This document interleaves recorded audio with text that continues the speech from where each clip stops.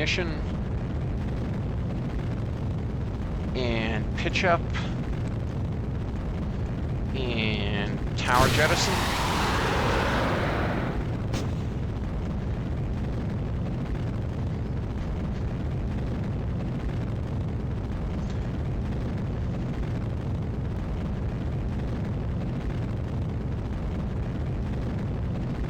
I think we need to pitch up a little bit more than that. More like that. That's good.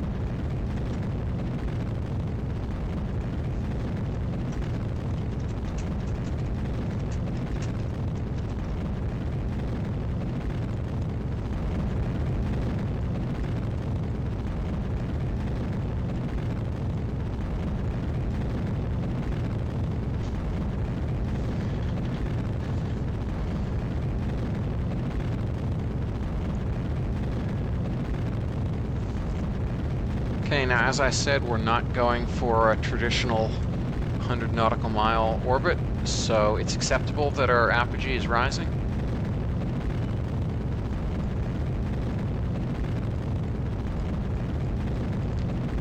Looks like we're fairly far off the US East Coast right now, but as you can see, we're going to get rather close to it up here.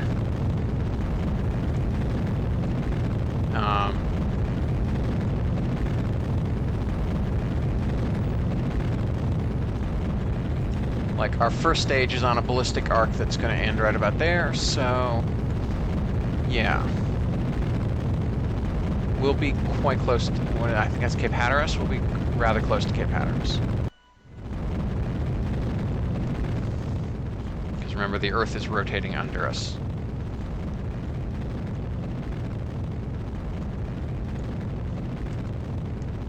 Pitch up a little bit more.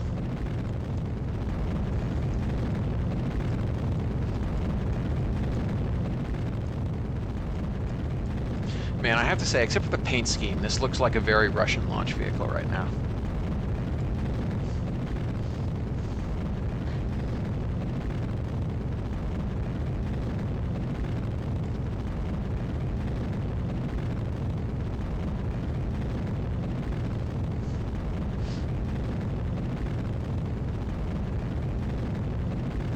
Okay, our pitch is remaining fixed, but orbit prograde is sinking, so our angle of attack is increasing. How are we doing on inclination? We're going to come out just about right on inclination. That's great.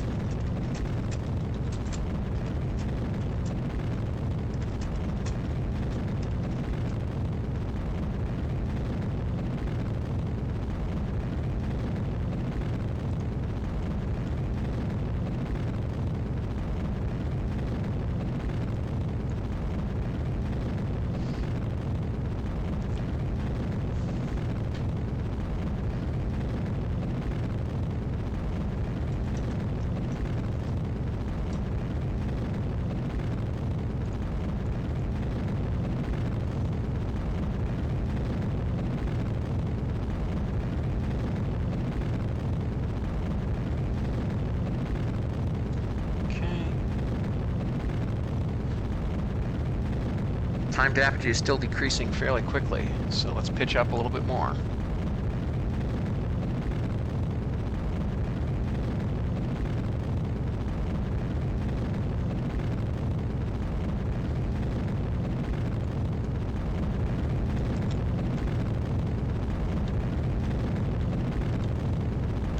Getting a fair bit above the Earth right now.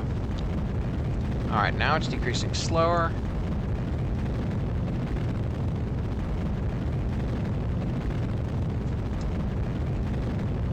We don't want to hit it with positive vertical speed, so we're going to pitch down a little bit.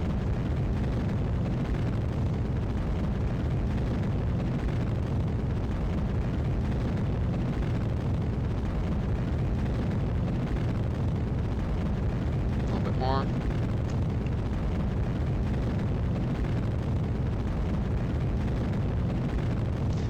Also, we don't have to use all the delta V in this stage to reach orbit, so we can't just go off stage time remaining versus time to apogee.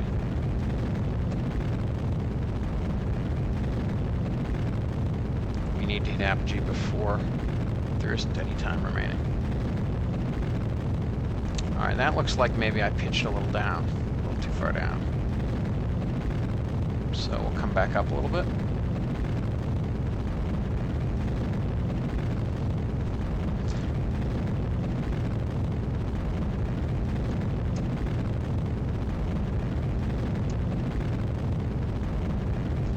Yes, I'm currently impersonating a PID right now, basically.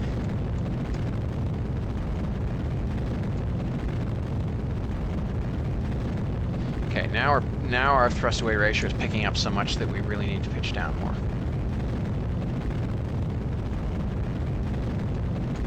In fact, I think we're going to go level.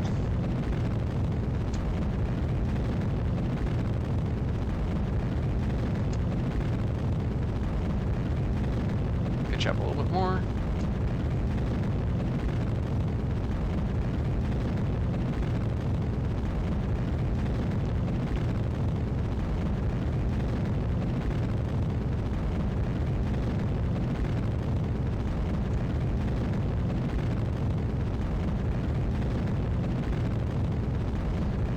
Okay, so we'll have ever so slight sink, and now it goes positive again.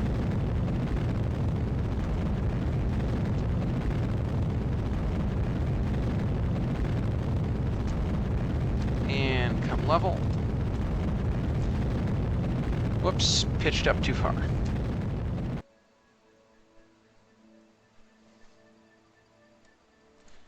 That was odd. I just...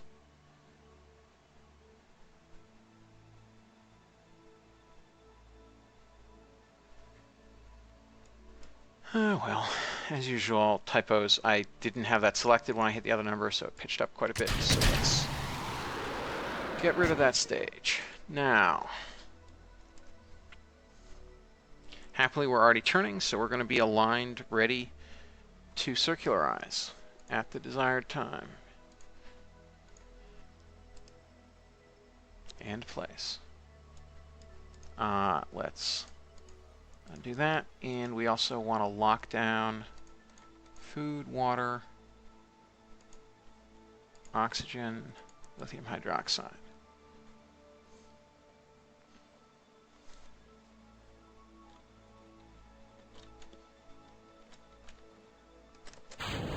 Okay, and let us execute that node.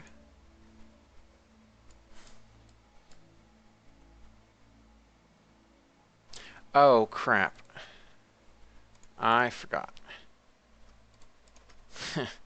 Forgot we had not deactivated persistence rotation trying to be helpful mode. Okay, whoops, there's execute.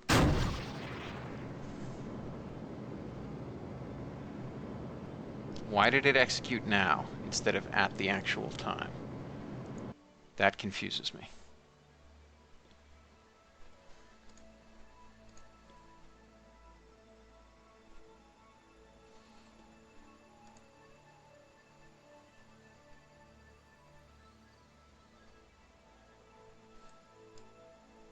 Okay, performs ullage and ignites. And there we are. A circular orbit of 383.8 by 382.98.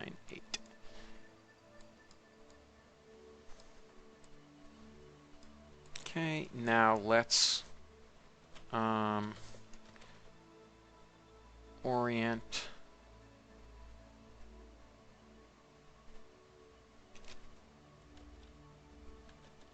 properly for the sun, which I think is about there. Skip the dark side.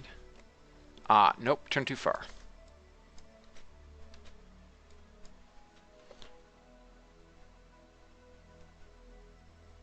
That's about right for the sun, I believe. Almost.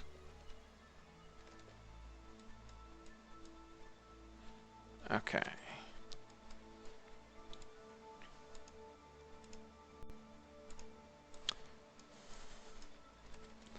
Now we got a lock mode, so we can figure this out a little better. Where's the sun?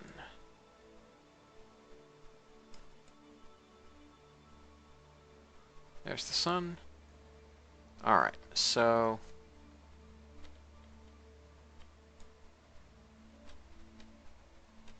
okay, we're aligned in pitch.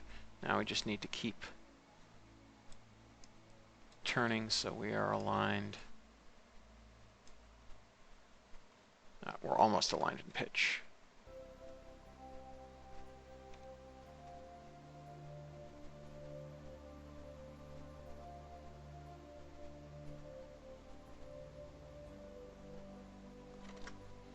Okay. Now we are properly aligned, so we get maximum sun.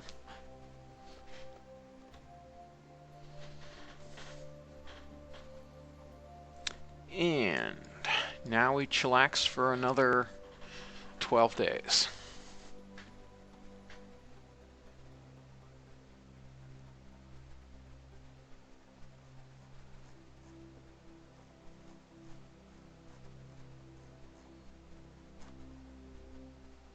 Let's see. So we're not doing that now, we're not doing that now. Human orbital. Yep, 12 days. Alright, so we need to focus on the Earth. And warpity warpity warp.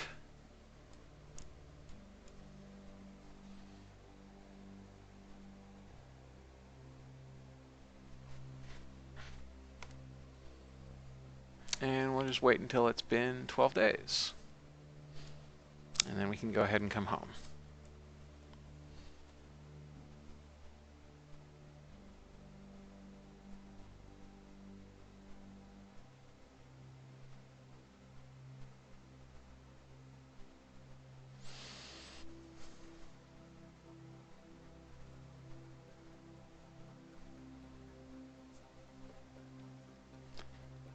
Okay, it's only been 4 days. This may be some time.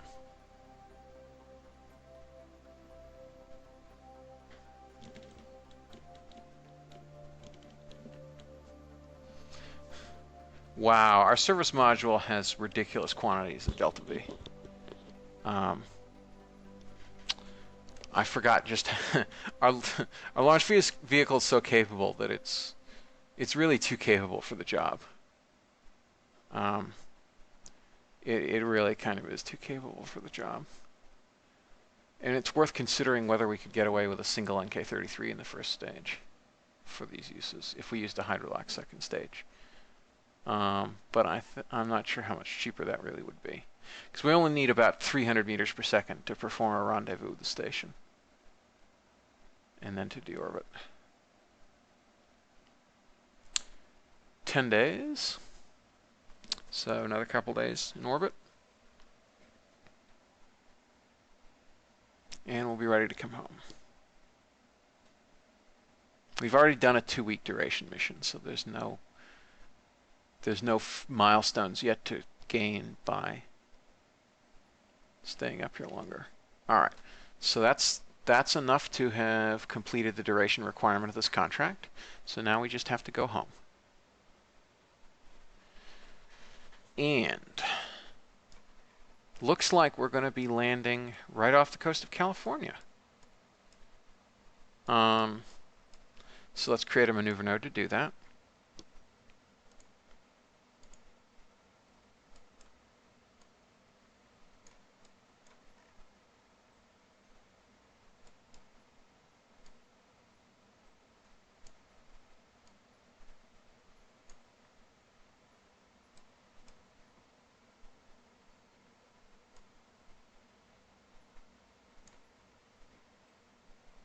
And what do we want? We want something like about 45 kilometers, I think.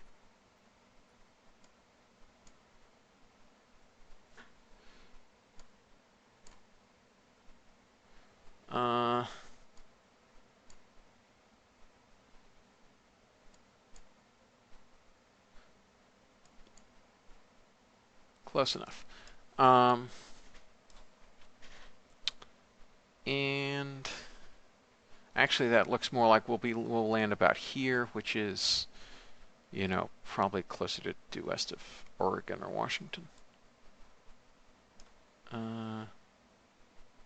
Doop-de-doop-de-doo. Okay, so let's warp to that maneuver.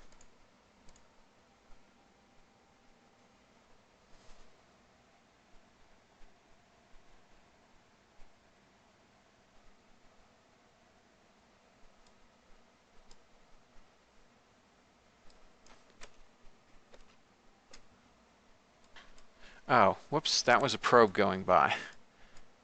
Wait, are we legit? Oh, oh, right, that's our, duh. That was our second stage that I forgot to set as debris. Okay. That makes more sense now.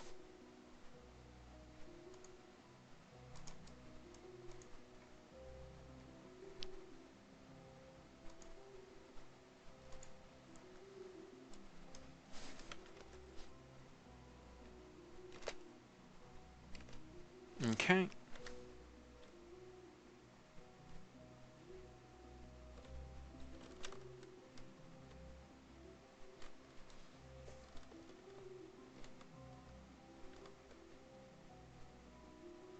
Okay, it's a 100 meter per second burn.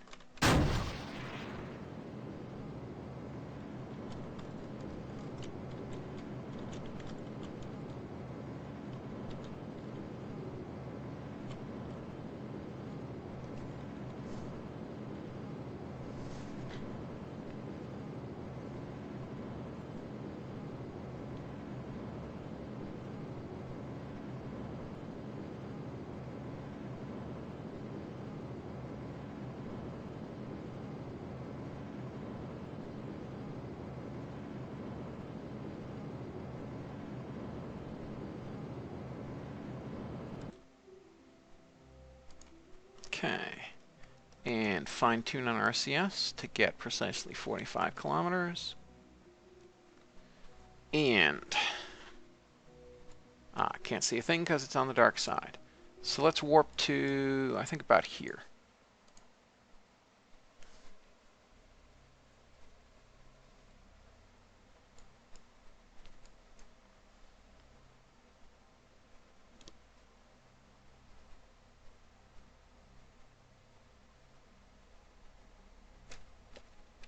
Whoa, that's a little close. All right, so we're going to want to reorient towards retrograde. And we want to unlock all these things in the capsule. And we're going to align right there.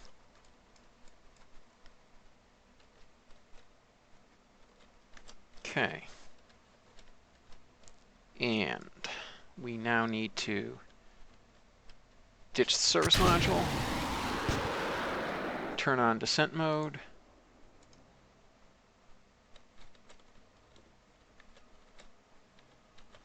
and get aligned.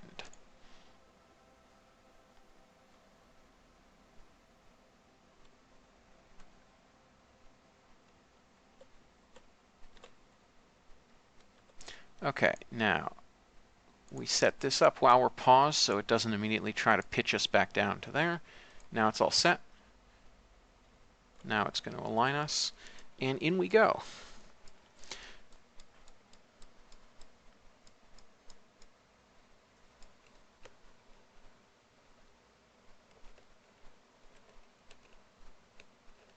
Now we're still just a little bit on the dark side of Earth, but shortly we're going to come out into the light. And we're going to come down well off the coast. We're going to come down about here. Probably. It will be quite a gentle reentry. A quite impressively gentle reentry, in fact. That is because we have a high periapsis. Our entry angle is 1.3 degrees, apparently.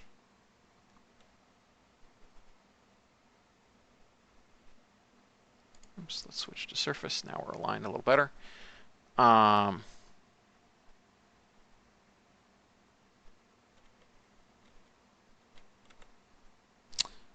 So, yes, 23.3 versus 22. That's 1.3 degrees. That is quite a gentle entry angle. So this will not be a high G reentry, let me tell you. This will be a remarkably low G reentry. Even though we are coming in from 382 kilometers.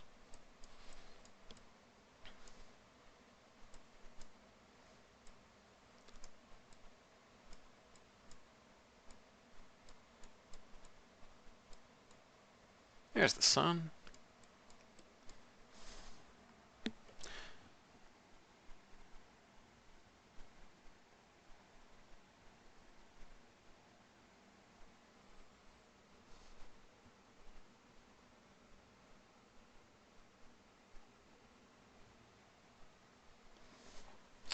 All right, this may take some time.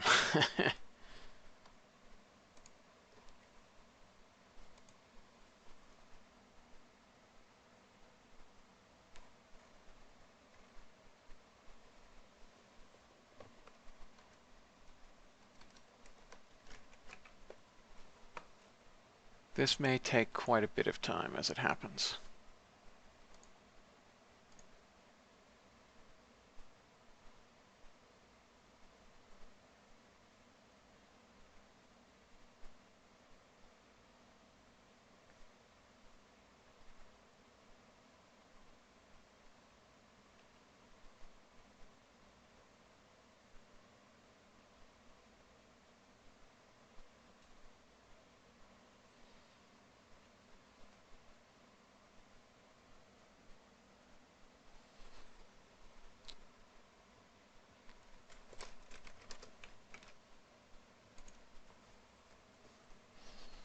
Okay, you can just see the clouds now, especially off in the direction of the sun.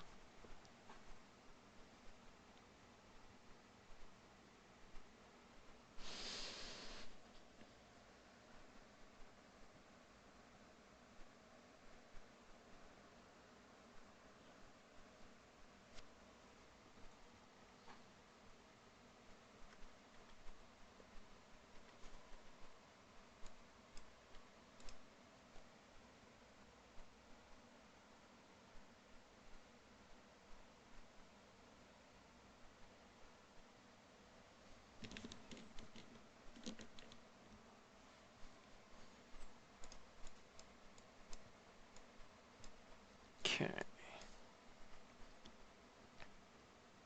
Passing the Kármán line, our descent rate is very low. Our sink rate is very, very slow.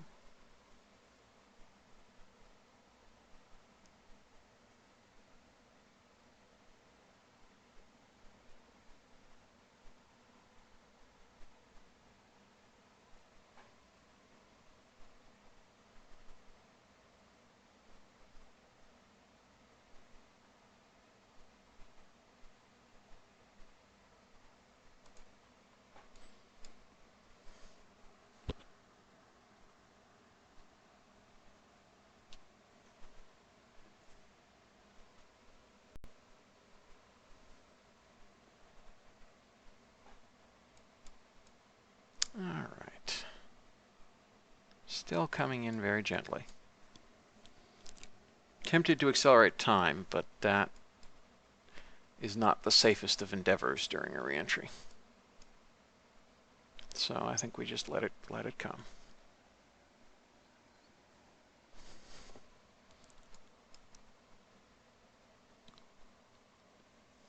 Heh, even if we didn't break the sound barrier going up, well, we would actually complete the break the sound barrier contract coming down. because we'll be above Mach 1 for much of our descent. There goes the service module.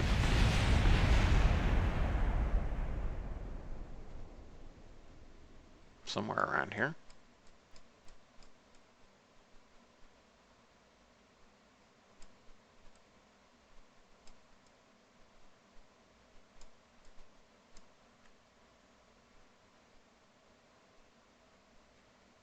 I guess it all exploded so that we don't see the debris marker anymore.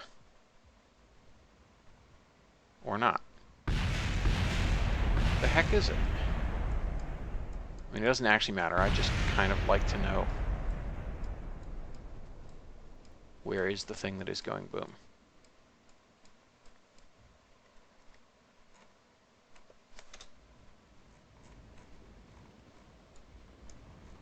Alright, we can't even see it on here because it's debris.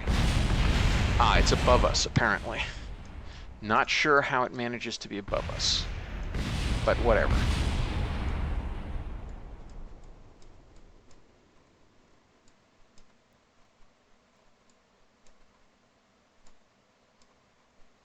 Away all that goes.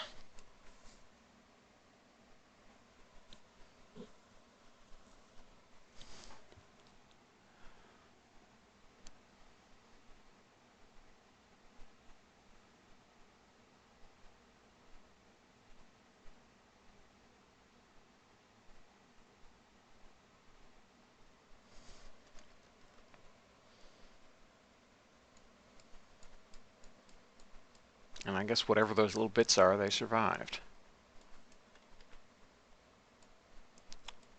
So, descent rate slowed to 100 meters per second. We're still at 78 kilometers. Okay, we've slowed down enough to not orbit anymore, but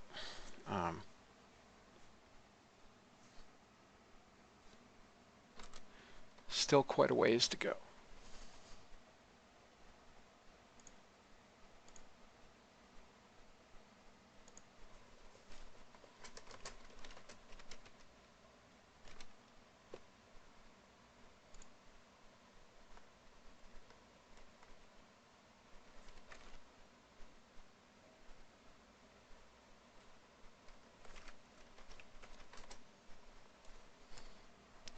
Doop-de-doop-de-doo. Now low enough that we're definitely slowing down.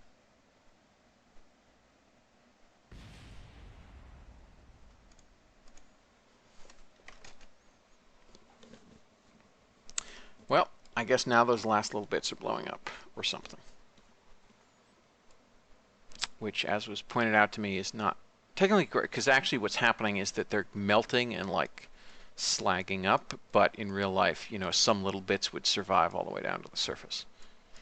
Otherwise, Australia wouldn't have fined NASA for littering with Skylab.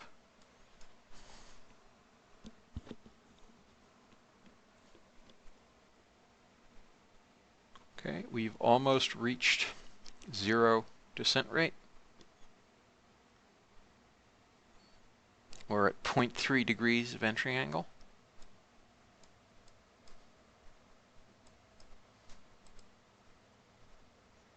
Used up almost no ablator on the shield.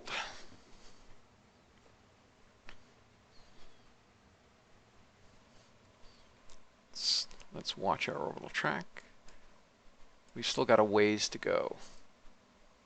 Yeah, so we're going to be landing probably about here. So, yeah, west of Oregon. And, okay, we're not even as far east as Hawaii is. That's interesting.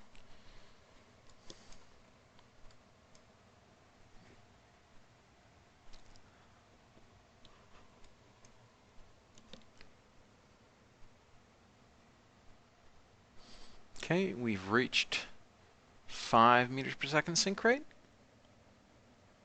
Our G's are not even half a G yet, and we will have leveled out. We'll be doing most of our braking Um,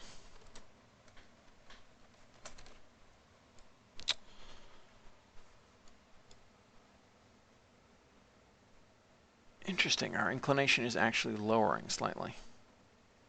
It's interesting. Not exactly sure why. Oh, no, I guess I know why. Because, right,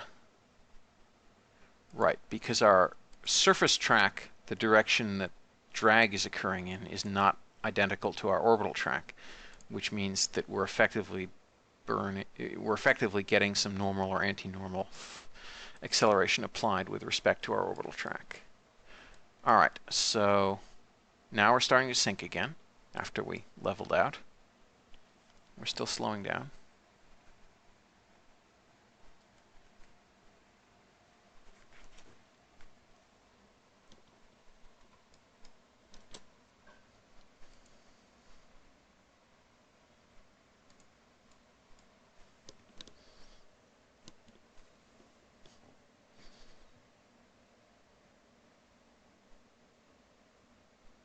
Okay.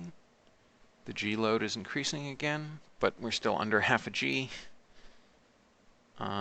This is going to be a very long, slow reentry, but yeah,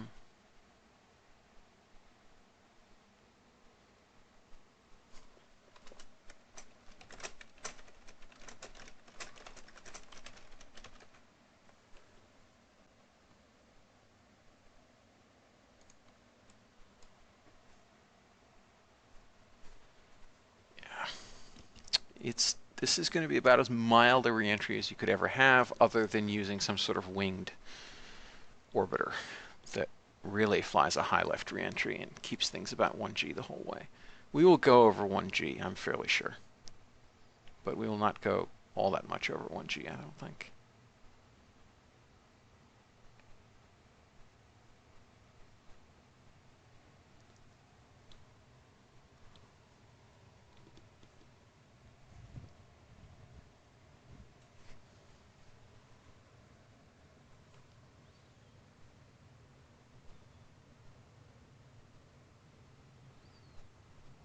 Sink rate's increasing. Yeah, the one thing to worry about here, of course, is that we've slowed down enough that we'll have a sharper entry angle sort of on the second round of descent. Oh, is that? Oh, that's clouds. I was going to say, I wonder if we passed. No, but we're passing well north of Hawaii. Okay, now we're due north of Hawaii.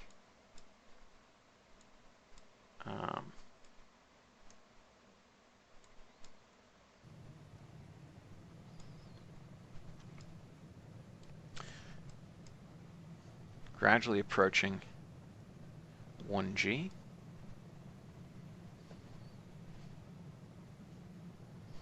This is a real slow and gentle reentry if we ever had one, let me tell you.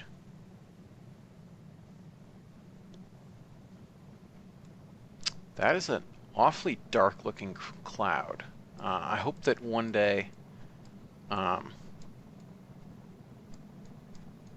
Eve will not do that to clouds, because I don't think they look like that with the sun at the angle that it's in.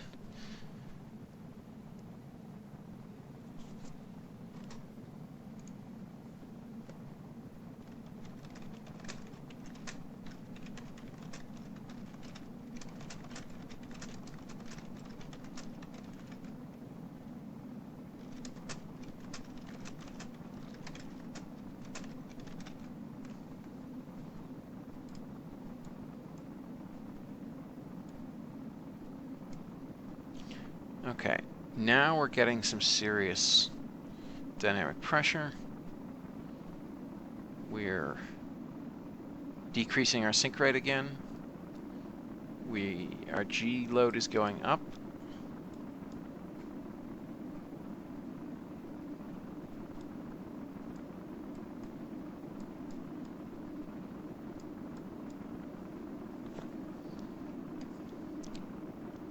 Sink rate is decreasing. Oh, I should check my propellant supply. Oh, we've got tons. Don't have to worry about that at all.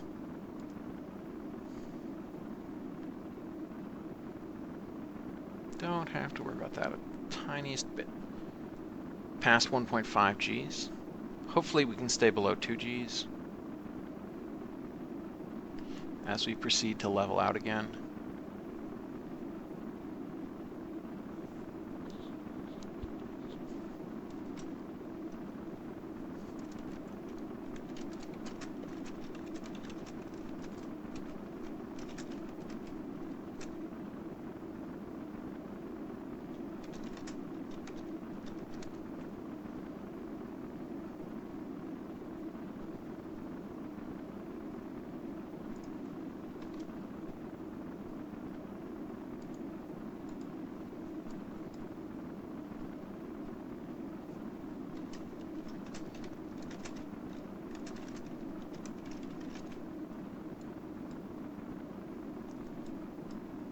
Okay. Still increasing on the G-forces, and ugh, the sync rate is increasing. So yeah, we're going to pass 2 Gs. That's not cool. I really wanted to spare them more than 2 Gs of deceleration, but I mean, this is a ballistic capsule in the end, although we are performing a lifting reentry with it. So, you know, 2 Gs really ain't bad as far as these kind of reentries go.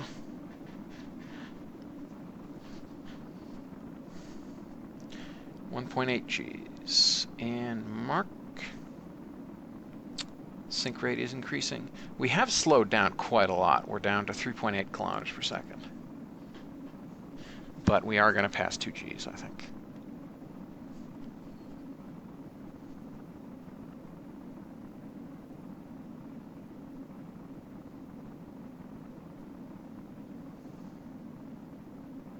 Yeah, we actually have a higher entry angle now than when we started,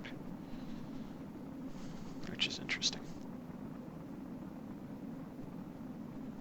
I think with a lifting reentry, there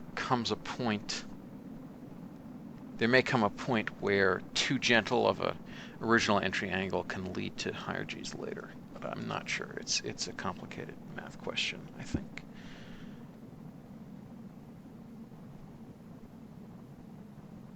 All right, past 2 Gs. Hopefully it doesn't go much past 2 Gs. We shall see.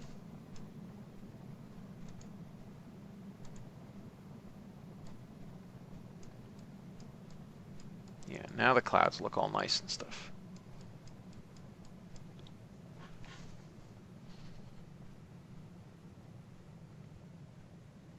.1, they're still increasing, even though we're down to less than Mach 8.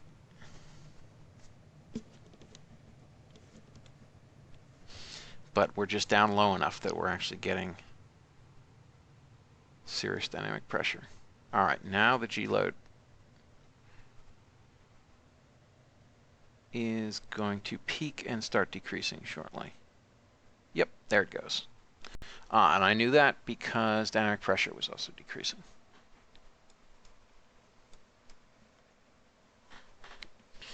Okay, so we hit a peak of about 2.18 Gs. That is really not bad.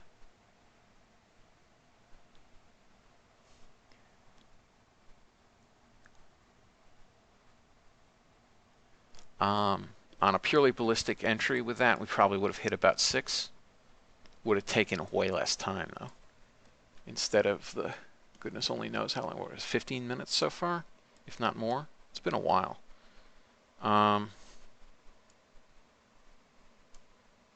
Okay, that's a little further north than I thought we'd be.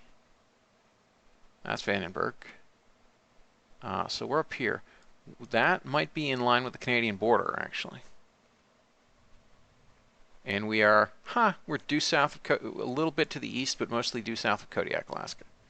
That's intriguing. Right, 1 kilometer per second, Mach 3.4, decreasing. Still 31.5 kilometers up. That's pretty good.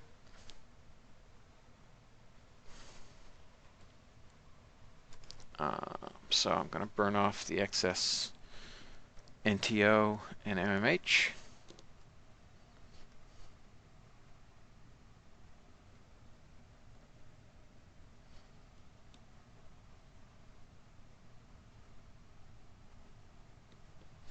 Yeah, after 12 days in space, 2.2 Gs is not that bad a return, all things considered. Not as good as, you know, a winged vehicle could have given us, but still pretty good.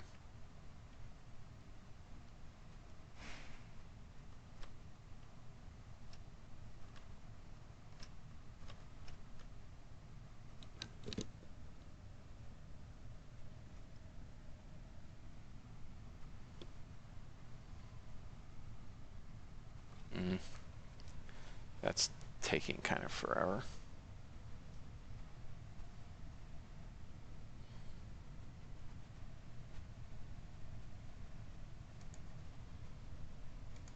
So we'll just dump it.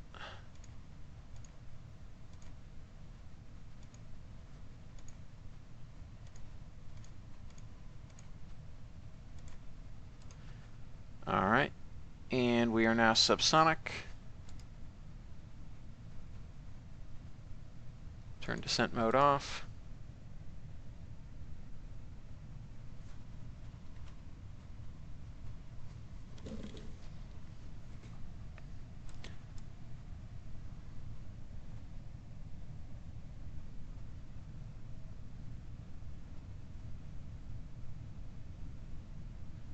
Okay, so it's going to wobble a little bit, but now we're just going to warp on down until we get to chute deployment altitude.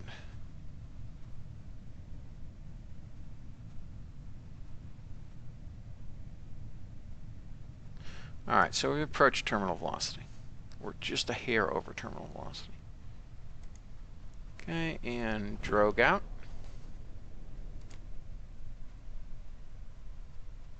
And drogue deploy.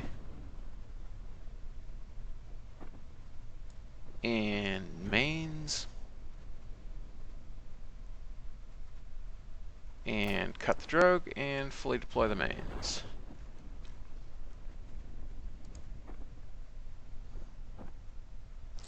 And down we go. 49.5 degrees north, 146 degrees west.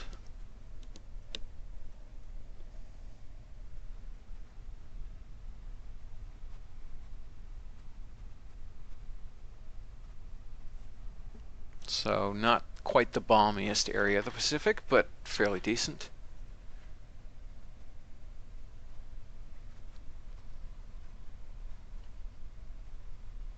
.500 meters.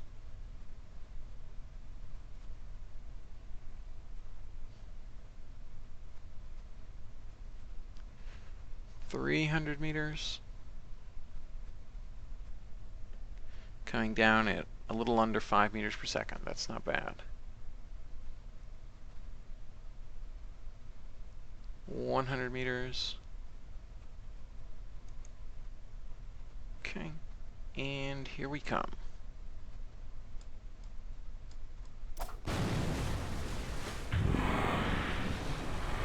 There we are. We have splashed down in the Pacific. Successful conclusion to the Labrador 11 mission. And 2 contracts completed. Human Orbital 3, low Earth orbit. We did that. And we broke the sound barrier. So, recover that.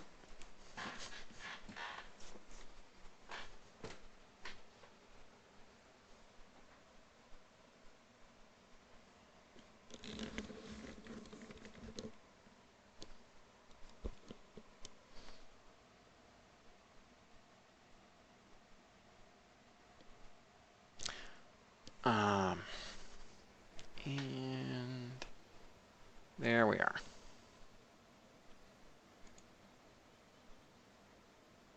So presumably some helicopter will go and carry it aboard an aircraft carrier. Or something like that. We did not get a great deal of funds back, but at least we recovered the part. And our 2 pilots leveled up. So, now we're sitting pretty.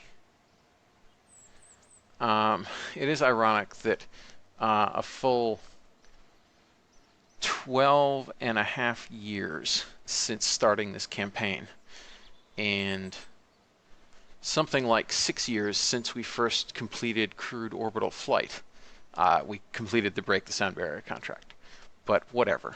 I always forgot to deal with it because I wasn't doing space planes. I didn't feel right. But anyway, that's all done. Science data from the surface of Jupiter. Somehow I don't think that that is something we could ever complete. Science data from space around Jupiter we could do, but not from the surface of Jupiter. That's just crazy talk. Very well.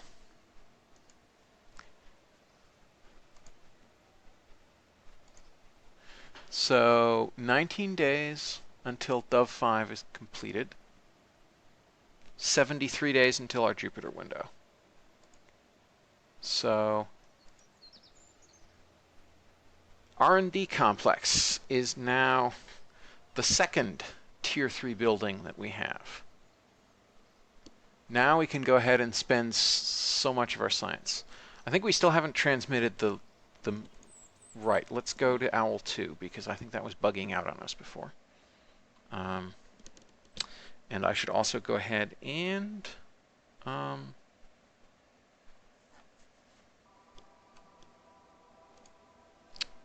right. Come on. There we are. That probe can go away. Because it's not actually a probe, it's just the second stage. Owl 2.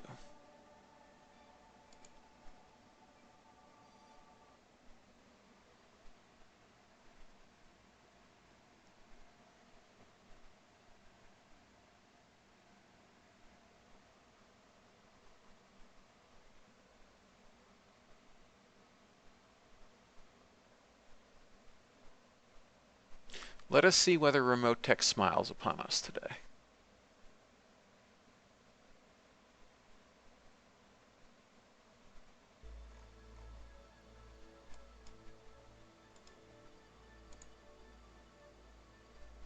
So first of all, we can just go ahead and set this to target the moon.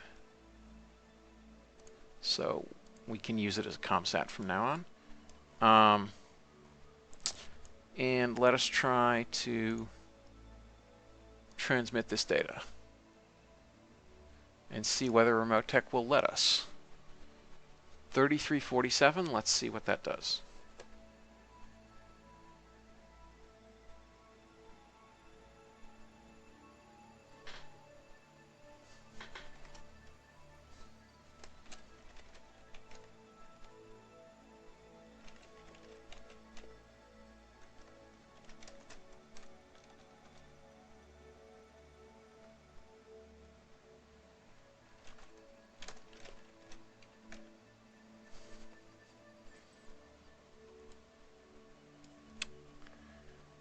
Two-thirds transmitted.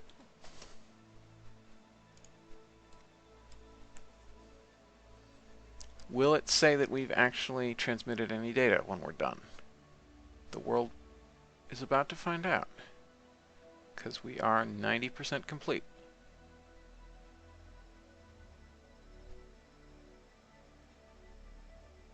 Nope, didn't actually transmit any data. That's really obnoxious. I do not understand that bug, but it is a bug that is preventing us from having 120 science points.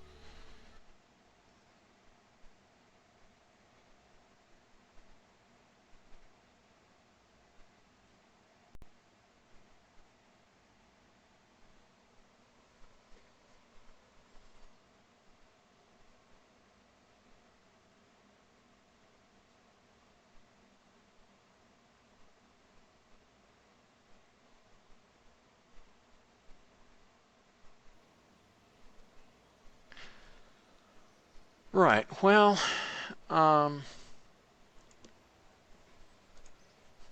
yeah, so that's completed. We'll roll it out to a pad so it's ready. 53 days, finish that rollout. Early space stations are in 16 days. Let's warp until that tech is complete. All right. Now we have... Ooh, we've got a lot of nodes on order. Let us go ahead and research a few more while we're here. So now we can research all the things ever. So we know we want this, because that features our glorious upgraded follow-up to the J2, the J2S, as well as a new RL10 config, as well as this KVD1, which we won't have much call for because we already have the RL10. So we want advanced rocketry. And now we start to get the interesting things. We get the Merlin series. We get the AJ-10-190, which is the shuttle orbital maneuvering engine. We get... These things are not relevant to our existence. They're just tanks. Okay. And we get TL5 on RCS and the generic thrusters, and all sorts of good things. Now we also need specialized construction, and now we can get closed cycle hydrolox engines with the magical RD-0-120 and space shuttle main engine. SSME. Magic. Look at its stats. 2 meganewtons of thrust, 363 seconds specific impulse at sea level, 453 in vacuum. Now, let's put that in perspective. The RL-10 will yield about that much in vacuum with soon will be up to 1/20th the thrust rather than like 1/30th the thrust. And something not even worth discussing at sea level versus pretty decent, 3/4 of its thrust at sea level, more than 3/4. Magic engine. The RD-0-120 has approximately equivalent stats, but is cheaper. Although I think actually it should be marked as cheaper even than that. It's magic. It's just closed cycle hydrolox is great.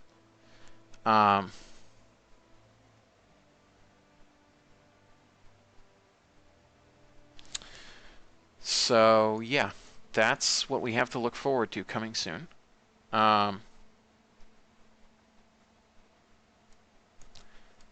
Also, we want mature stage combustion. Speaking of magic, the RD-170, the power of an F1,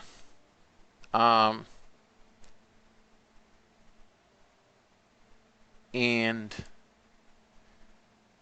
weighs only a bit more than an F1, produces more thrust than an F1, has ridiculously higher specific impulse, and some of the later config is ever so slightly more.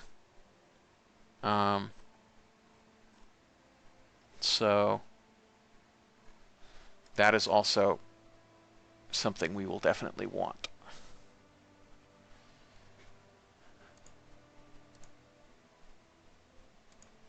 So that uses up much of our science. We will not be able to afford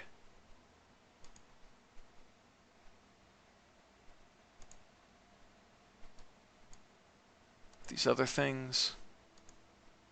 Nanolathing, we've got to give that a better name. Refined rocketry, that has the Pyrrhus booster with 2 F1B engines. Modern rocketry has the Estes 2, the BE4 Methalox, the RS-25DE 4X engine mount, like on SLS.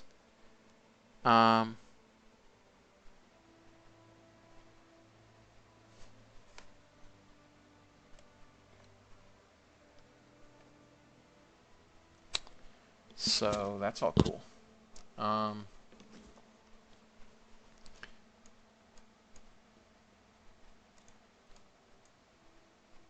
I have not yet felt much cause to unlock solids, mostly because I've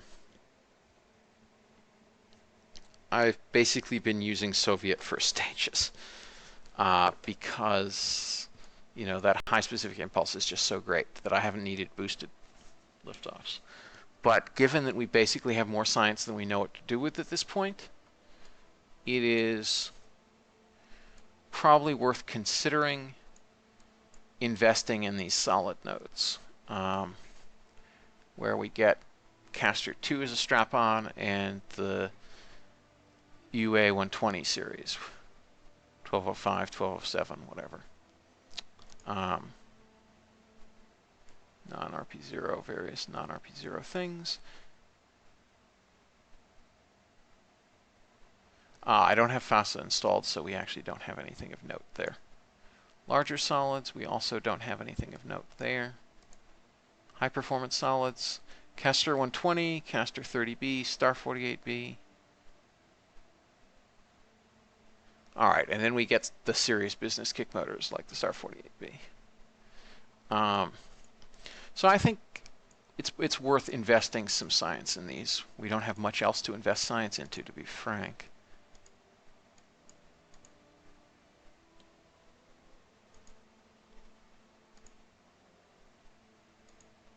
Okay, that brings our science points down to... I did already get advanced exploration, didn't I? I'm fairly sure I did.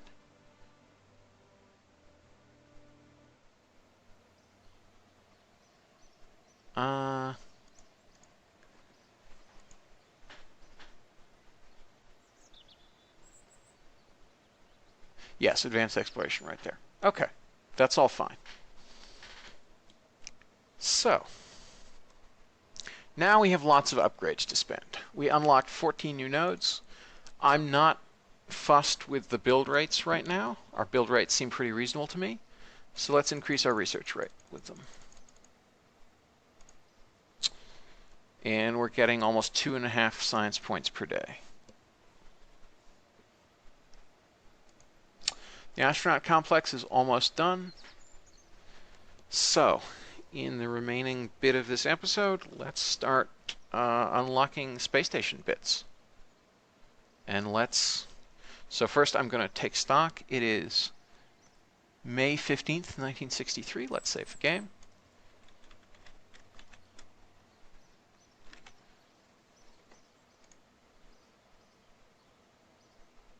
Come on. There we go. Upgrades. We have 395. Let's round that out to 400. Because why not? All right, let's go. Let's 2.5 science a day. So we're at 401 upgrades, whatever. We have 812,000 funds.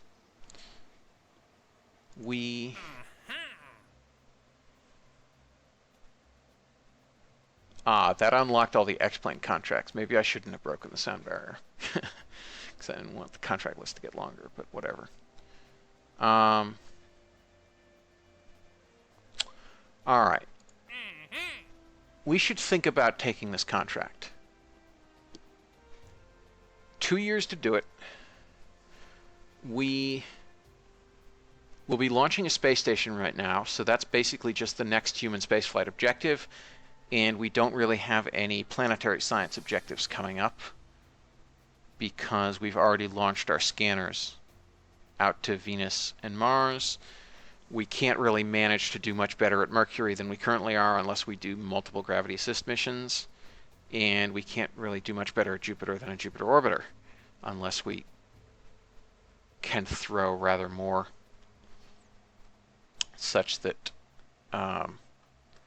we can actually put some kind of scanner in Jupiter orbit. So, it's another one of these things. Oh, that's only 8 days. Pays less too, but whatever. We've trained up our crew, so we just have to worry about the space station. Science data from Spacebound Mercury.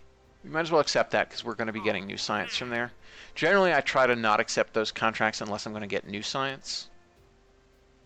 Because otherwise it just feels like cheating.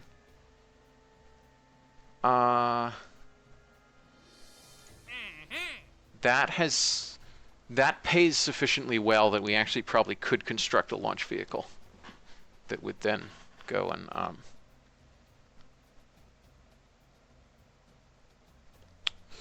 and do that scan. But we would need quite a bit of stuff. And actually, while we're there, let's go ahead and go to Mercury and complete that contract right now, because I believe that it's been enough days that Mercury may have rotated enough that we should get some new biomes.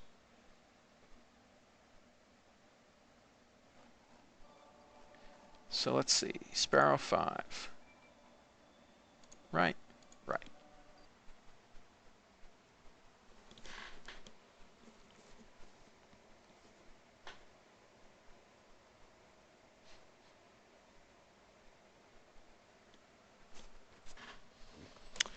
Yeah, so we should consider the background for the next Jupiter window, not this one.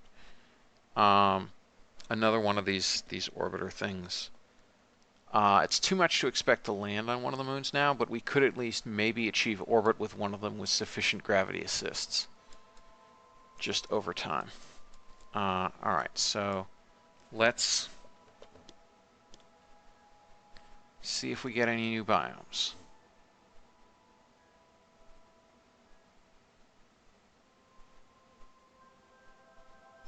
Midlands, lowlands.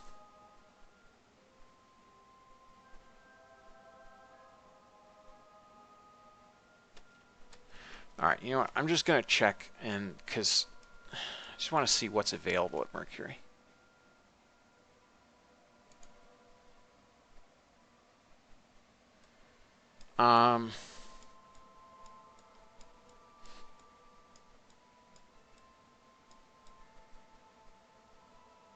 Alright, so we might actually get over that, whatever that thing is.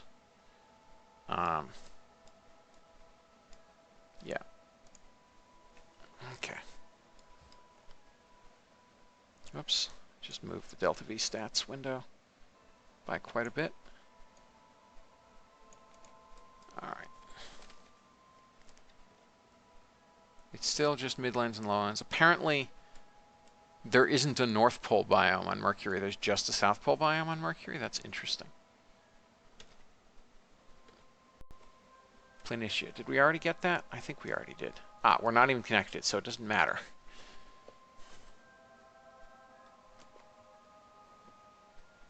We're full electric charge, so that's fine.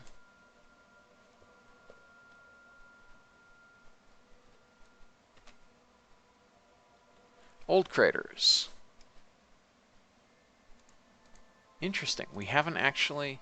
We already have old craters. I thought we hadn't gotten old craters yet. Maybe it's young craters that we haven't gotten.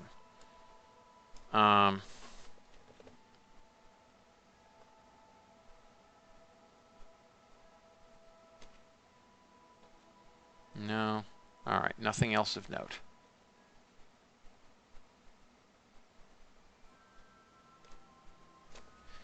Yep. Alright, well, so much for that. But...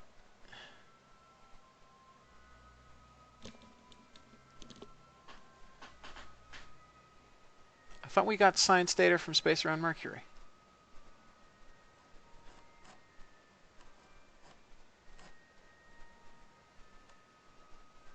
Uncrewed Phobos landing, uncrewed Deimos landing, Saturn flyby, position satellite, position satellite, position satellite, high-res Venus.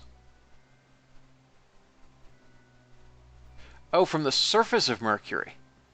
Oh, I misread that contract. We are going to need to cancel that contract.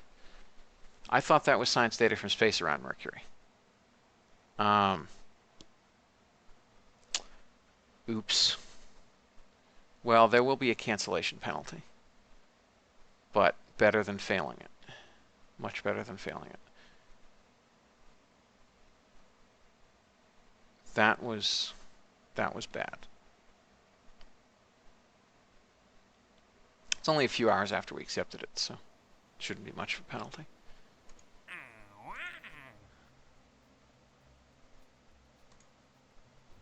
No wonder it had such a high return. All right. All right. Well, yeah, see, this was space around, and this is space around Mars, which we're going to do anyway, because we're going to transmit that mapping, so we might as well take the contract. All right, let's go build ourselves a space station.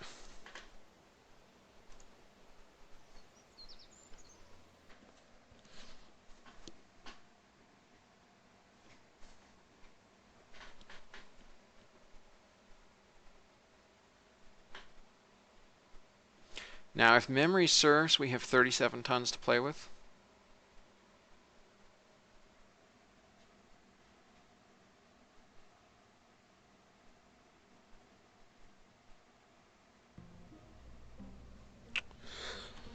So let's look at our launch vehicle selection. 37 tons to low Earth orbit.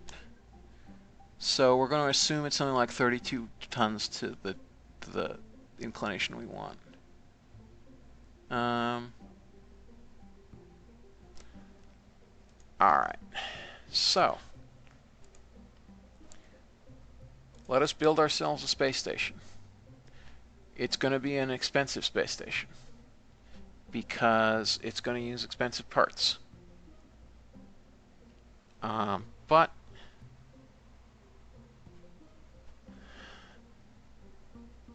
we'll see. So it's good that we have 800,000 funds already. So we will start with the cupola because that's kind of de rigueur. All right. So there's that. Now on the utility page, habitation module. God, that's expensive. This is the all right.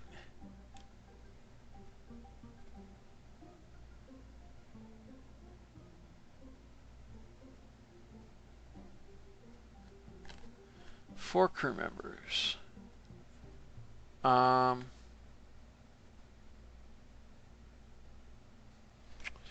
That's expensive. Now let's look at science. How expensive is this?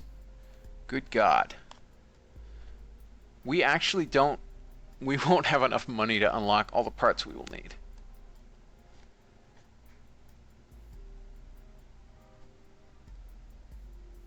I mean, I guess we could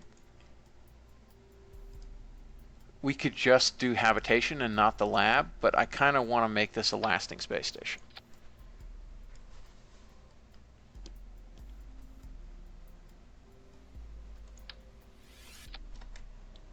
All right. So that's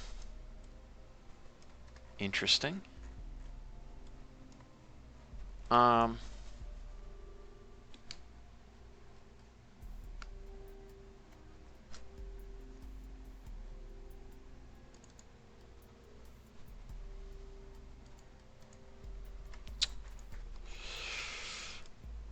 So we're already up to 14 tons. And we definitely don't have enough money for unlocking the science lab. We also need to save some money for... Here's the XD3 panels. They're not cheap.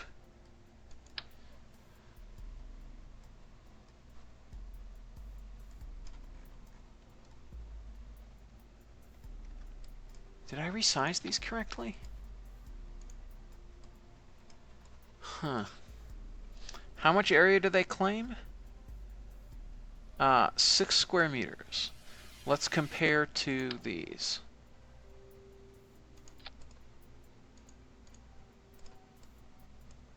Oops. All right. I don't think that can't be correct. All right, so that's a bug in realism overhaul scaling. Because, yeah, I think these should be about twice as large as they actually are right now.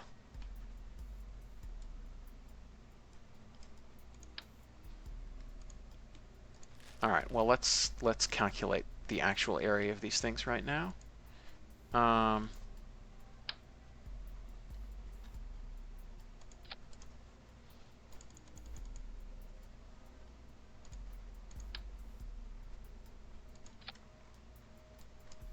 Still too big.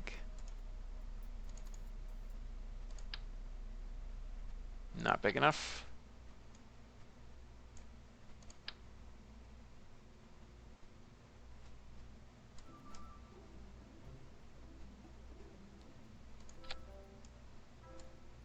That looks broadly correct to me. Okay, and so let's now center it, lengthen it until it's the correct length.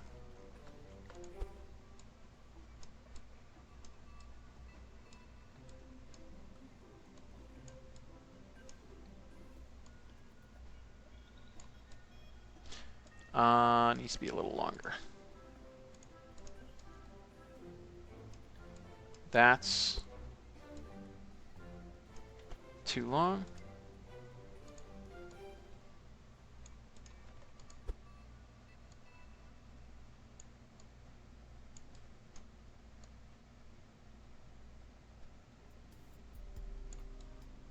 That looks right to me.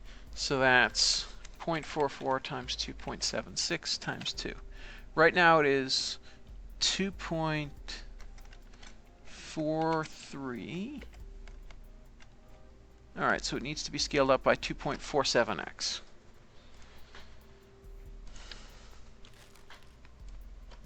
No, whoops. Forgot, divide by 2. Because, yeah, 1.2352x. Well, all right, so that's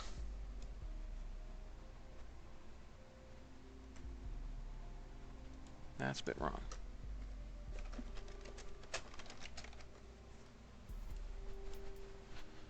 All right. Wonder how I managed to screw up that math.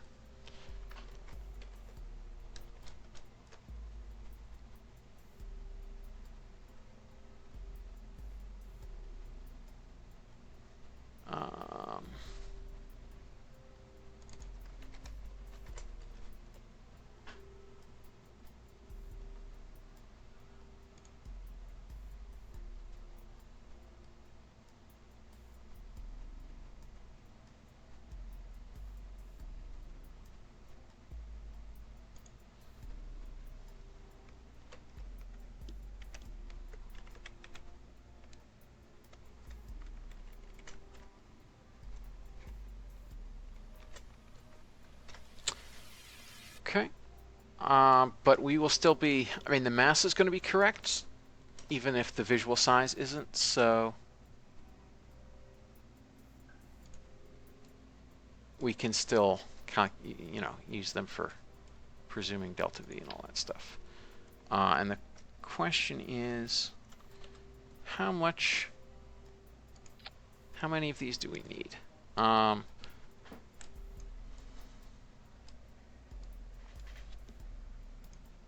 Also, why do they start extended? I don't understand Ben sometimes. All right. Now we need the lab, but we can't afford the lab because the lab is ruinously... Oh, no. 290, not... Oh, because the entry cost modifier. Huh. Thank goodness. All right. Now we're making progress.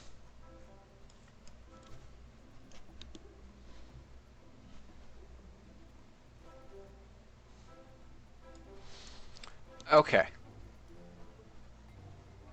So that's good. Now we just need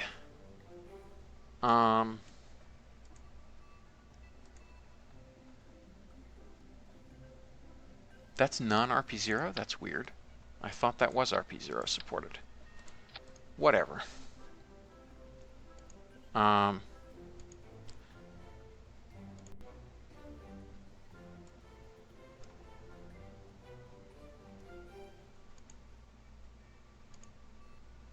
Cone.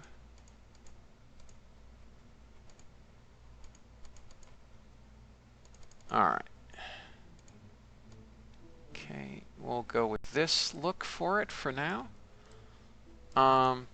And we need some kind of node.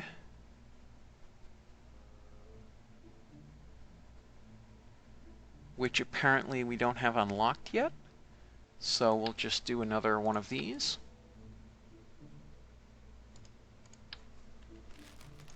Wow, that's expensive in terms of mass.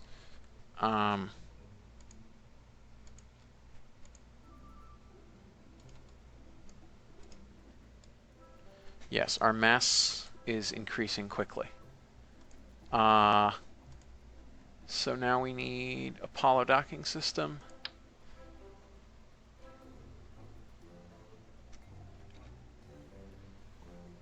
We will set up a quad here. And how heavy is that? All right, let's extend this out a little bit more. And so this is going to be a ruinously expensive space station, but them's the breaks. Okay.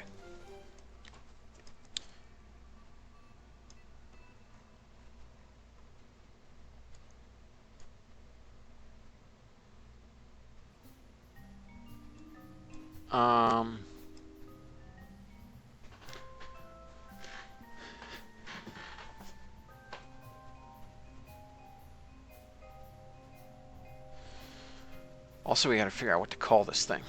I think at one point I had a name, and now I've forgotten it. And somebody suggested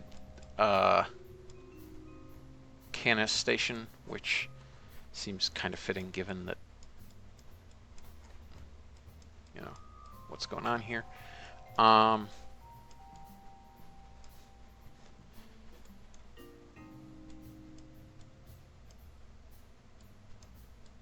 Do I want that diameter, or do I want to? I think, yeah, I think we actually want this to be even wider than it is.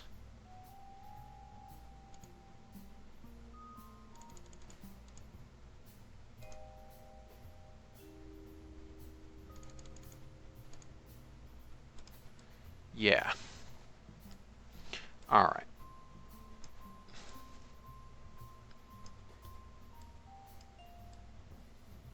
And do I even want this? Do I even want a docking port on the bottom of it or not? That is an excellent question.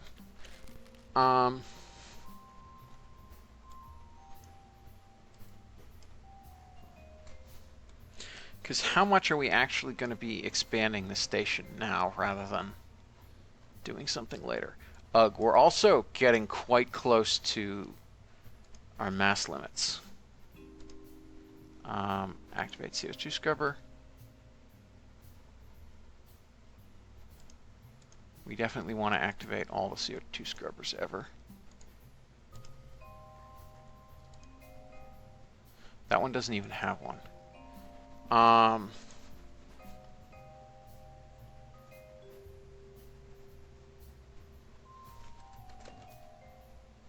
guess we will call it Canis Station. Why not?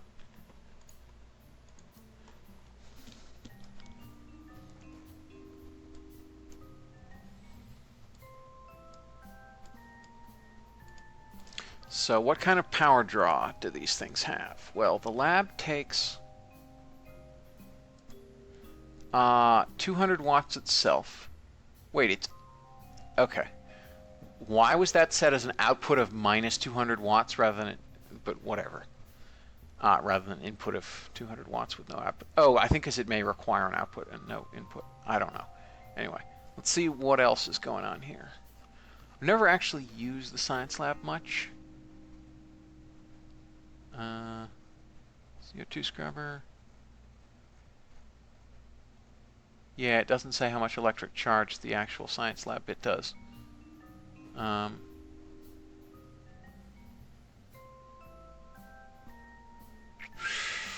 Well, let's hope it doesn't require that much electric charge to process science and stuff. Oh, that's what I forgot. The station science module. I can't afford it. Heh. Well, heck. That's not awesome.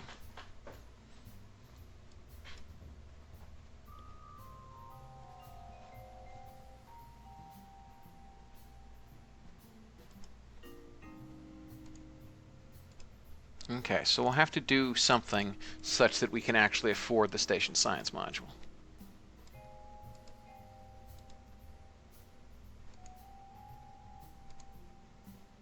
Also, I wish that those lines matched, but they don't.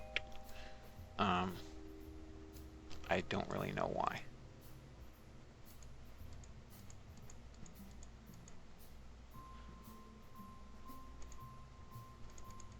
I guess that's why. Anyway. Right, so this has docking capacity for 4 regular dockings. We're going to put the science module down here. We're worryingly heavy.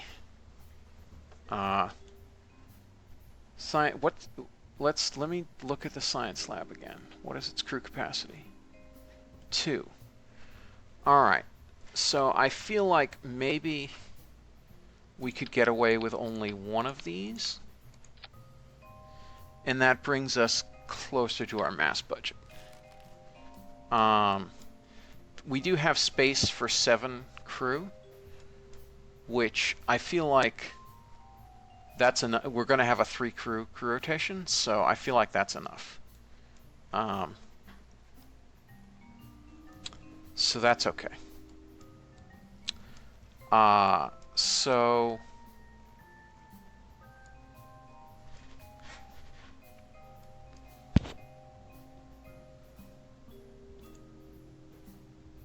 how much does this draw?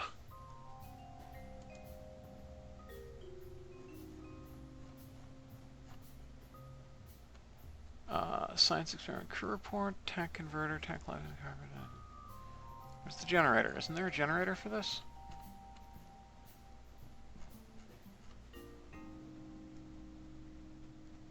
Apparently it doesn't draw anything on its own. That confuses me. I would have expected it to draw on its own. So let's fill everything up.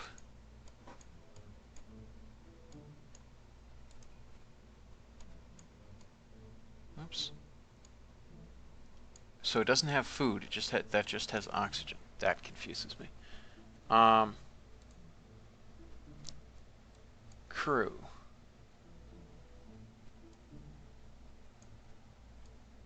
So we're just going to put 3 crew aboard and see what the numbers look like. 40 days. That is not enough.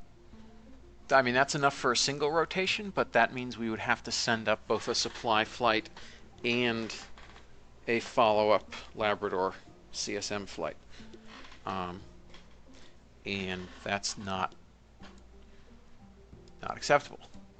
We want multiple. We want this thing to start with enough supplies that it is actually ready for whatever.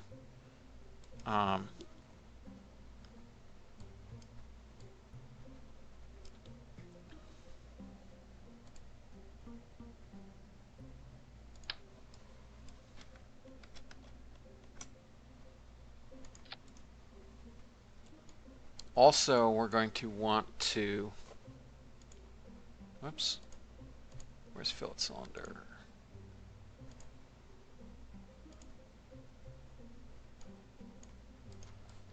We're going to want to put some non-trivial station keeping capability in it that will also serve as final deorbit capability. And of course, we will also need some level of RCS.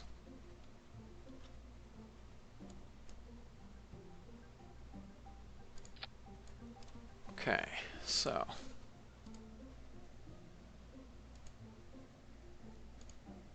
MHNTO, TL4, 0 meters per second delta V, service module, 42 minutes and 39 seconds. That's quite crazy.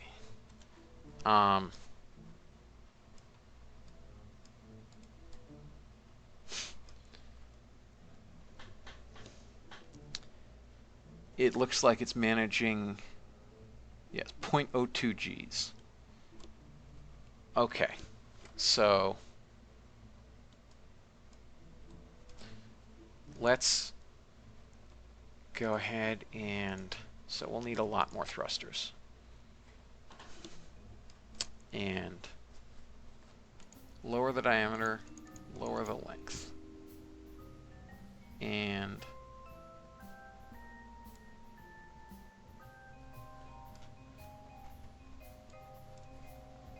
let's,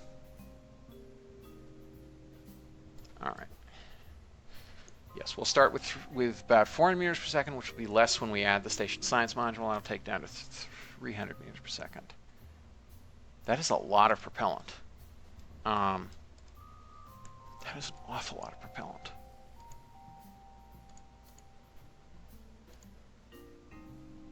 So maybe we just need enough for a reentry burn.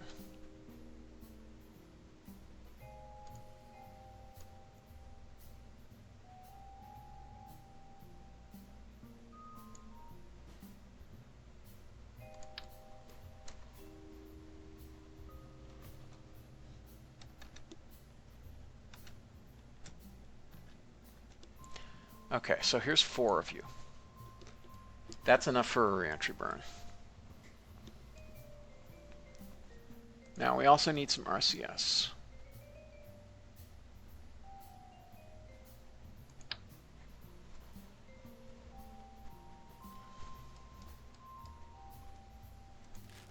Where's the angled? Here.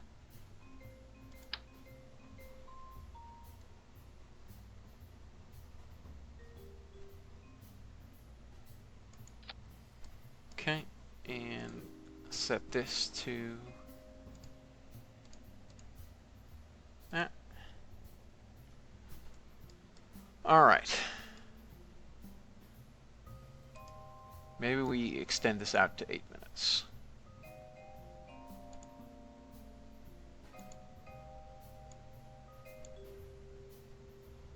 What the heck is going on here?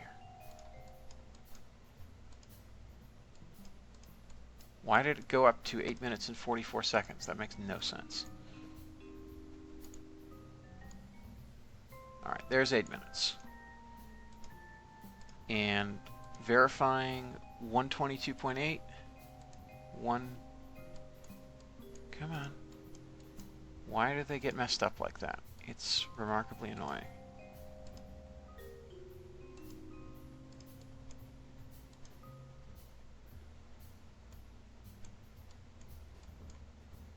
That's a weird issue in real fuels.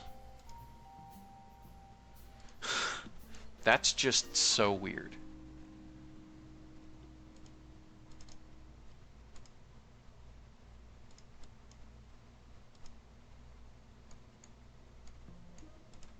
Okay. For now, that seems okay.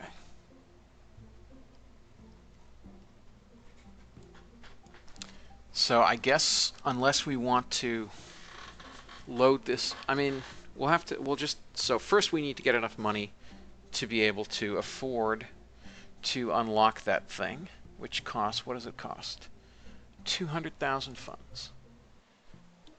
Okay.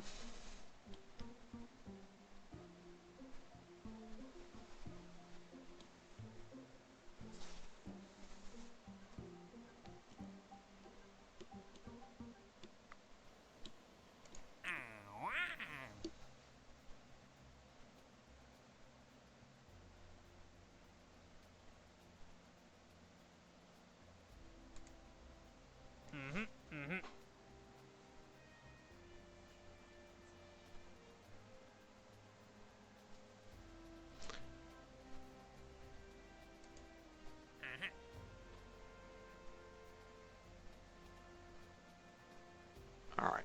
Let me check and see what is missing that I haven't gotten the human contracts. HSF, Moon, Gen repeatable. What are the requirements?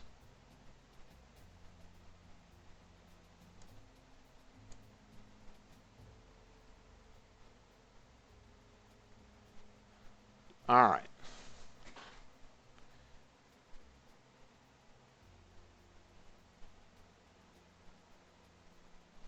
Requirement complete contract. Min count 2. We've done more than 2. That's for sure. So this should generate.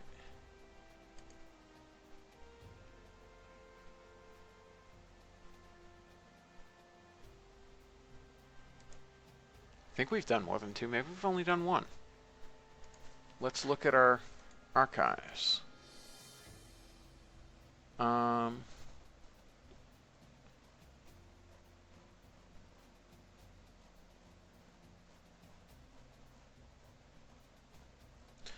are all the records.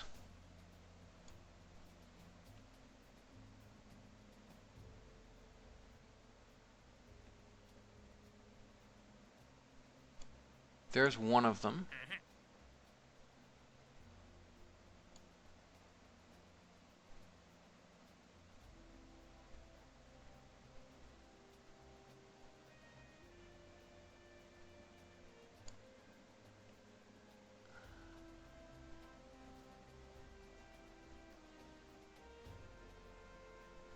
Okay, 1 LLO.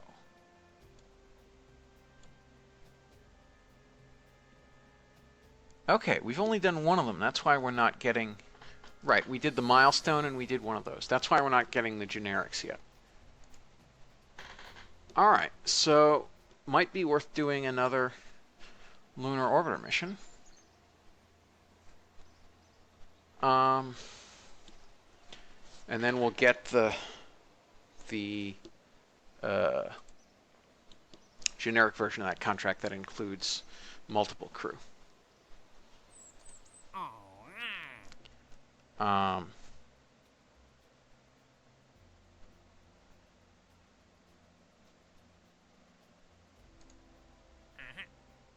Doesn't pay very well, does it? This pays rather better.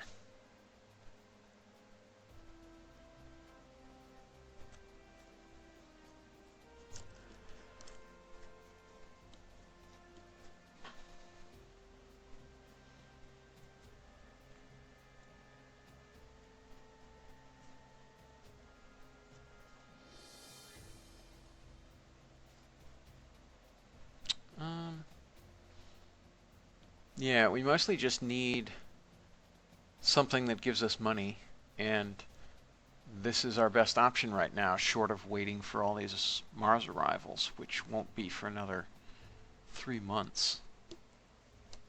So, yeah, we'll just go ahead and accept that, I guess.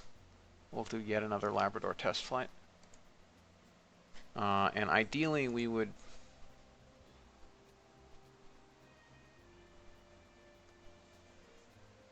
I guess we might as well just do both. Why not? We have the VAB capacity.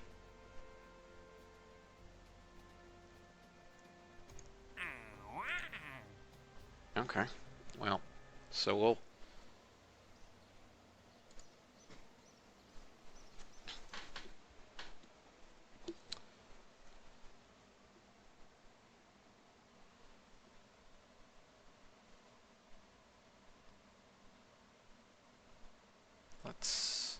queue all this up.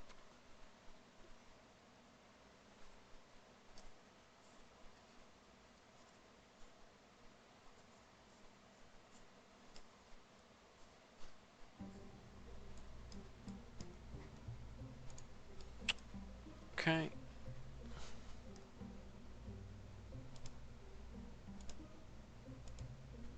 Nope, that just screwed everything up.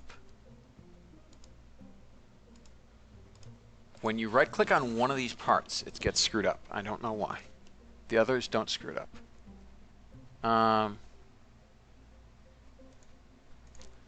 So let's load up our block 2 and queue it up as Labrador 12, and then, although the it is vaguely disturbing that this will be the case, Labrador 13 will be our third circumlunar flight. Let us hope that it runs to spec. So here's Labrador 12 is a low Earth orbit mission.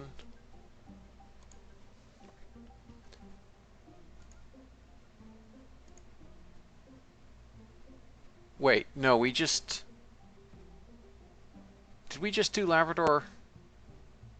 Which Labrador did we just do? I think we just did Labrador 10. So I think Labrador... Yeah. Okay, well...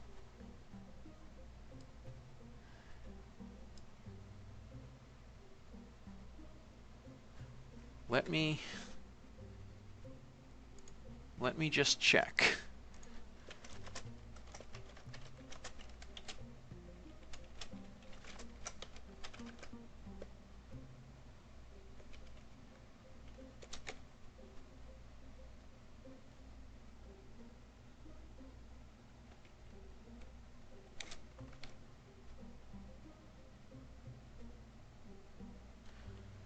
Okay, so... No, we did just do Labrador 11 because there was a Labrador 11 here. Yes. Okay.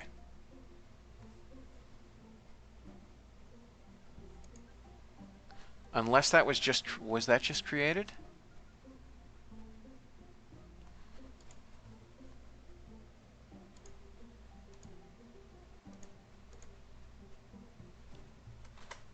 All right, so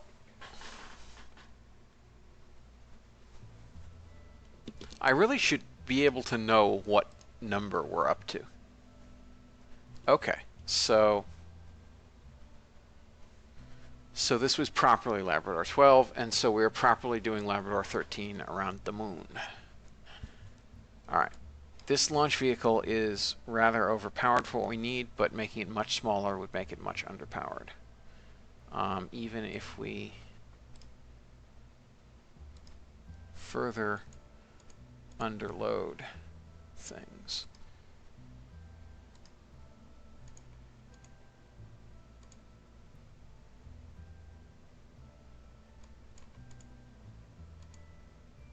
Okay, so even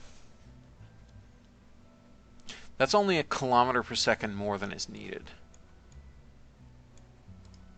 Why is that lower than it should be? That's not awesome.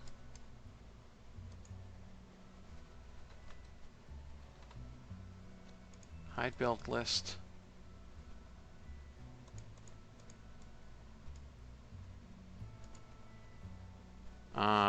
Is an input lock still on? Let's clear the input lock stack. All right. Nope, still not letting me click. Why is it not letting me click? I don't know.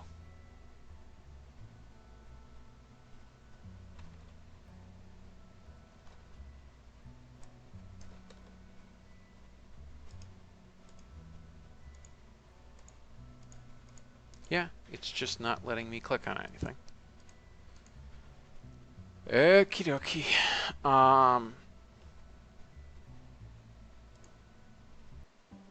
We will enter and re-enter, leave and re-enter the VAB. I am confused as to why it is not letting me left-click on any parts in that launch vehicle. Also, it looks like the service module was the wrong size. That was an original size service module, not our heftier variant for lunar orbital missions.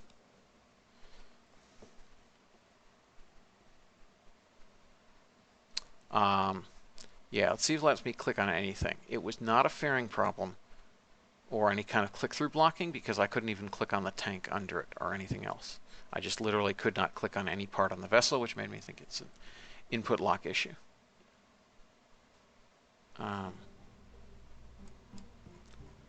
Right, so let's...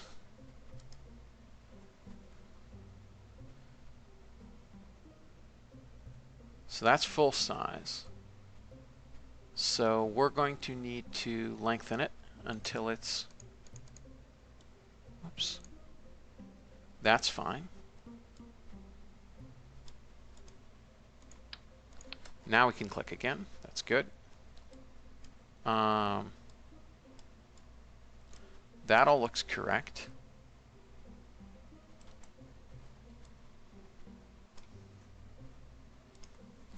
And we're going to stretch this to 1145. That's a large quantity of delta V, but it seems worth it. So now we have to correct this. Extra height.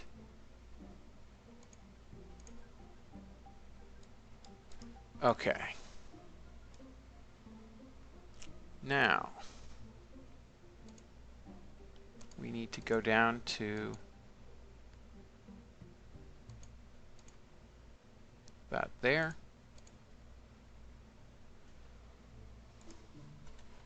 And we need to save this as block 2 because, see, are they in the right stage? Yes, they're in the right stage because that service module was not correct. Also, there's no reason to keep these locked, but we should keep these locked.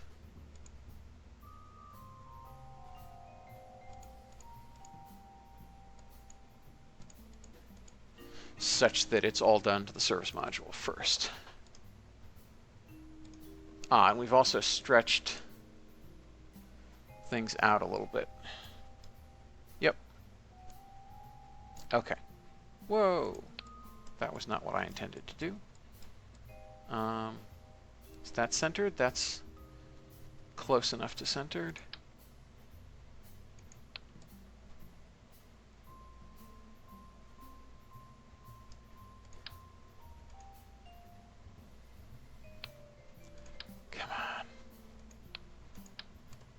Wish there were a way to recenter once you've moved something off center, but this will now suffer forever being slightly off center on the pad. Very well. That is all correct.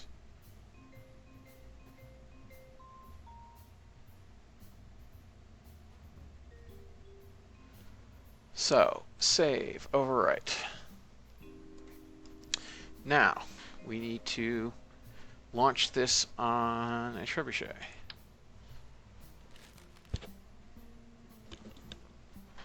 Subassembly.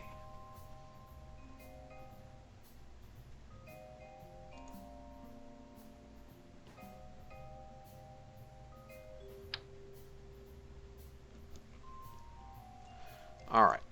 Now, this is massively overpowered for what we need. Like, ridiculously massively overpowered for what we need. These need to come down here and get disabled, because I think they start enabled. Yes, they do.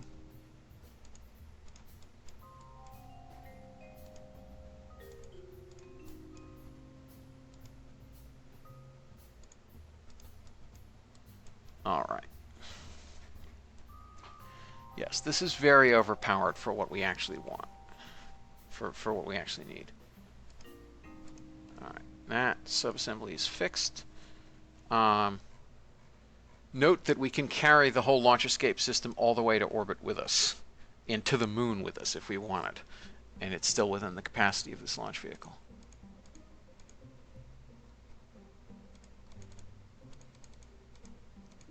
All right, extra height.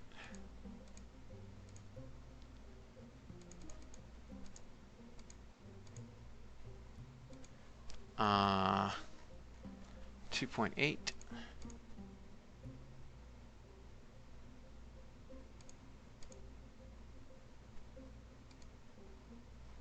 And we need to have a barrel.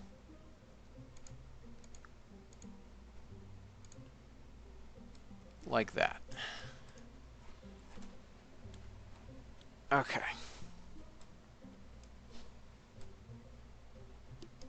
Nope, slightly lower. Is that lined? All right, it can be compound. It can be a compound curve there.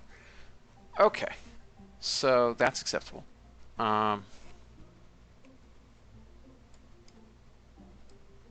That is acceptably elevated. So let's go ahead and overwrite this.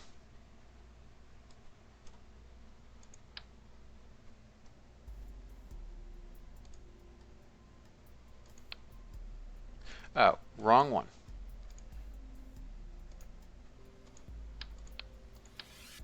BRB. That's what we wanted. Overwrite.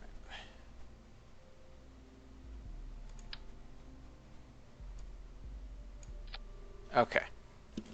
Now, how expensive is that? That's quite expensive. This is really kind of shockingly expensive. So let us consider the version of this launch vehicle that has the old trebuchet.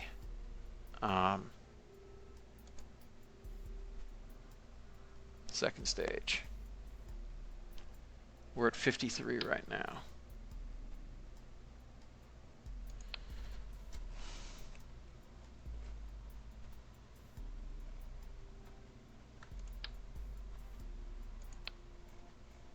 Okay, so that goes away, and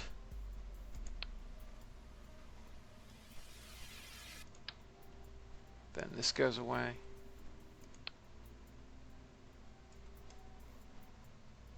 Okay, so we want to decouple this.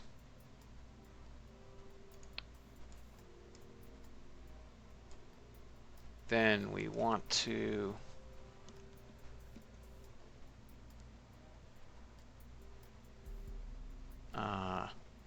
get rid of this. Put this on in its place.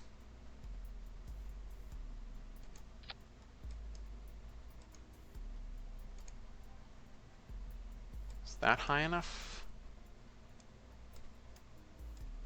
No. That's too much. That's about right. And fix that. And put this on down here. Come on.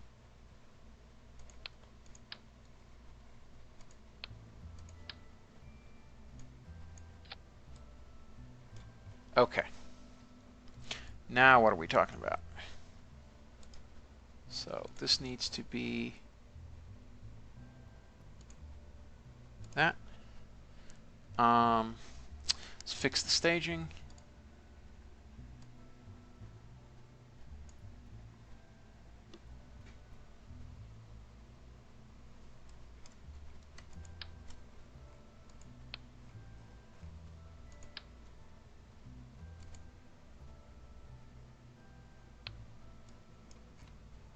All right, so as it happens, this is enough for what we want. And it is a full $10 million cheaper. Well, actually, it's like $8.5 million cheaper. So we're going to roll with it. We do not need hydrolox for this mission. We do not in the least need hydrolocks for this mission. Oh, crap. Right, actually that's okay, because this needs to come down to the appropriate stage. And these need to come down to the appropriate stage. Okay, yes, we have plenty of delta V. So this is fine. Okay, so we're going to go, we're using the NK19s on this, which is not as reliable as the J2s, but they should be reliable. But it's much cheaper. Much, much, much cheaper. And that's kind of what is mattering at the moment.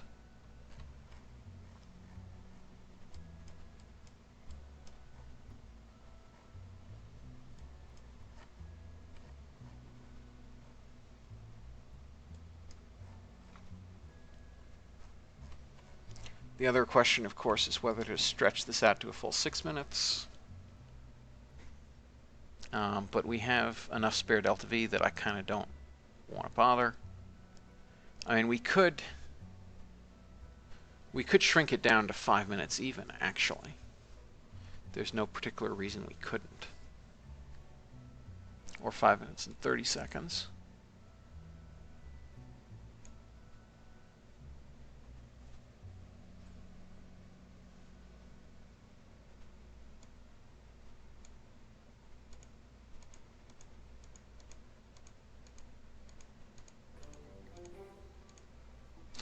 Yeah, so 5 minutes even. That has appreciably higher liftoff thrust-weight ratio. We still have plenty of delta V for taking the CSM to the moon. Yep. Just double check, 1976 meters per second, that's fine. Escape tower's all set up. So this is looking pretty decent to me. So I think this is what we'll use, because we've saved some money, as against the version of this that is rather more expensive from using a hydrolock second stage rather than the Kerolock second stage. And the best part is, it actually looks not that ugly. That's a short Kerolock second stage, and then a longer RL-10 hydrolock's third stage, but I think it all works out fine. So yeah, and we'll call this Block 2 Lunar.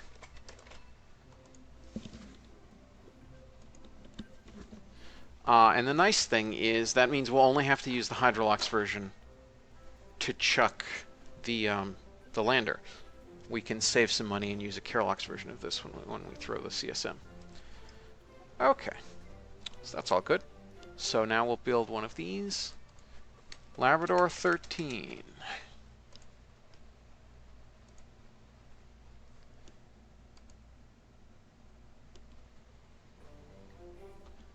Okay. Now we'll open Canistation, unlock that 3-meter science thing with our monetary windfall.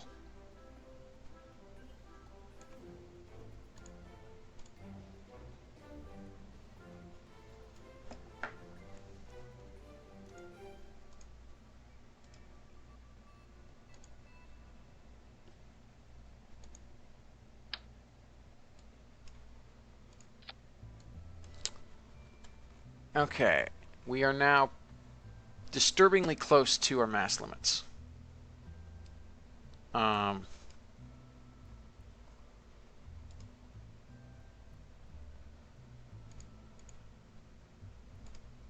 leave them locked to start with, and let's also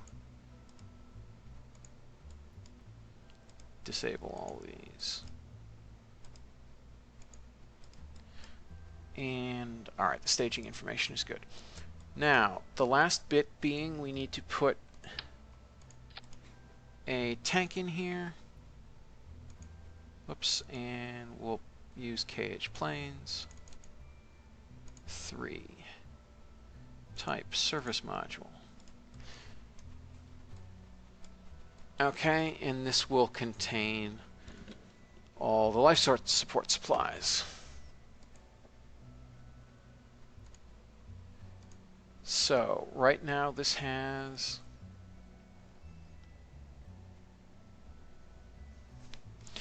we want double that for oxygen.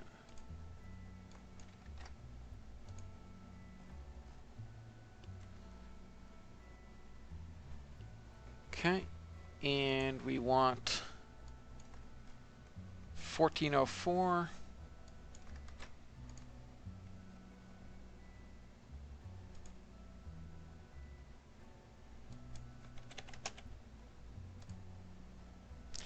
and we want 928 water, and we want a bunch of carbon dioxide,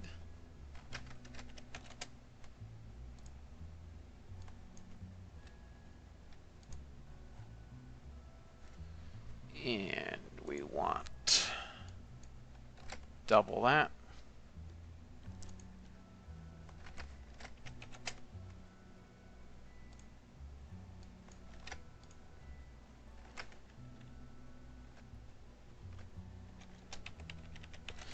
And this much wastewater.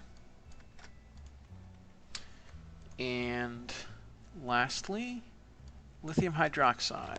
We want a lot of lithium hydroxide. We want 180 liters of it. Okay, and let's also give it a decent battery. Call it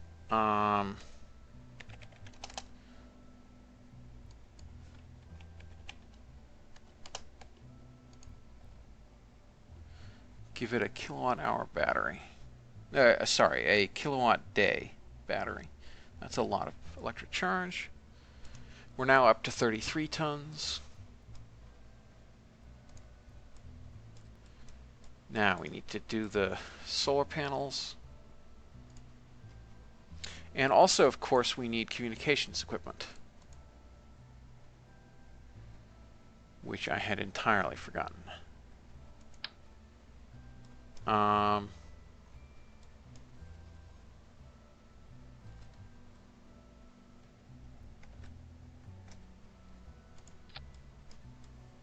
Okay, we'll put some antennas there. I don't know whether we need a dish. I don't think we need a dish. We don't really model bandwidth issues so much. We've already done all our mapping. We don't need these science instruments. We might want some lights, though.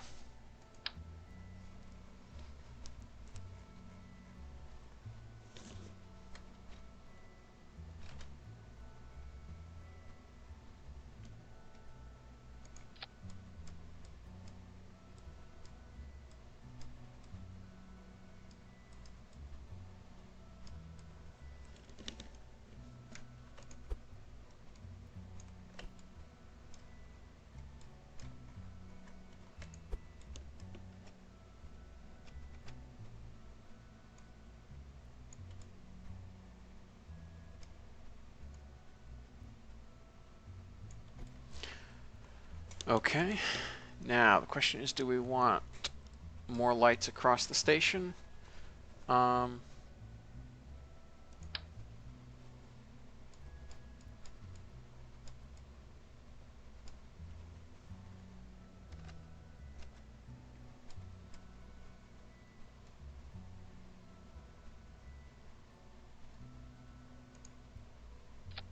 guess we can just do that. And then a second pair here. And that will give us some decent light coverage. Now, solar panels.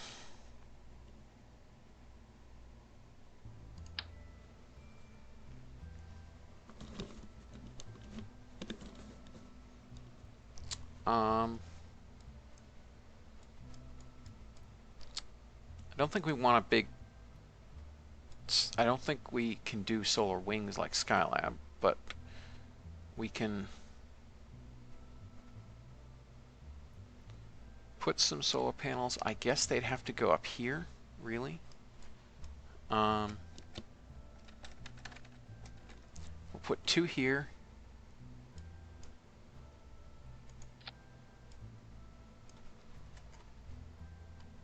The heck? Where did they end up?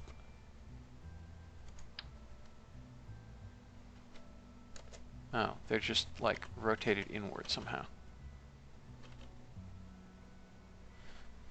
Weird. Well, whatever. Put 2 there, and what on earth?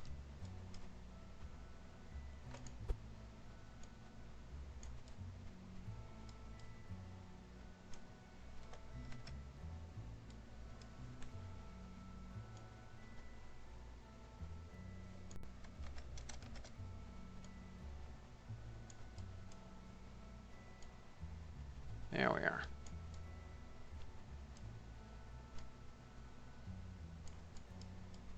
Okay, that doesn't look that unreasonable. And I guess we'll put a second pair here.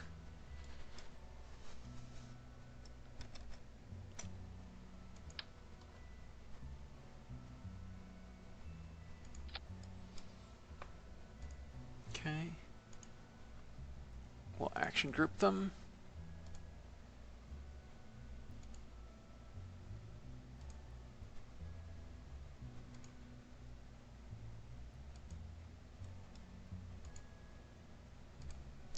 Toggle the antennas. All right, and the last thing is this needs some sort of guidance unit because we need to be able to control it when there isn't anybody in it. And for that, it's good that we bought this Agena unit.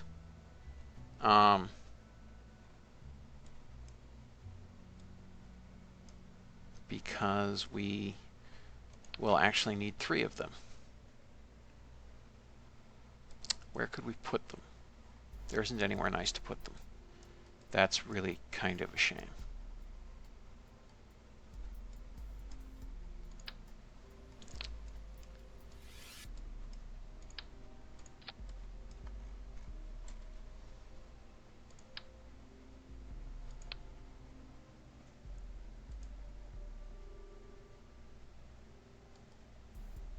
Yeah, we're getting that avionics warning for good reason. So we will just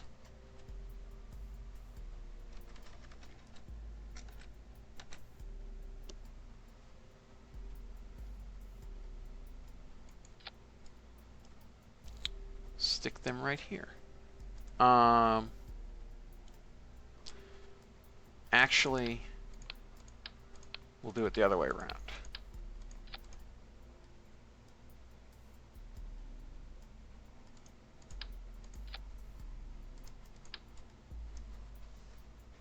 So we want 3 of these Agena things.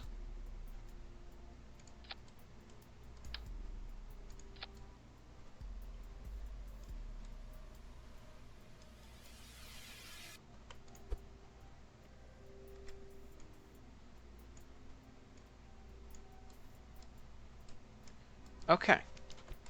So here's our station. It is 34.3 tons.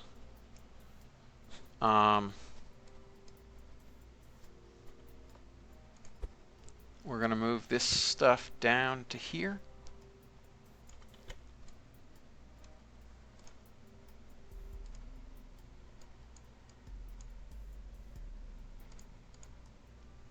A 100 meters per second. That should be enough to deorbit, but I'm not certain.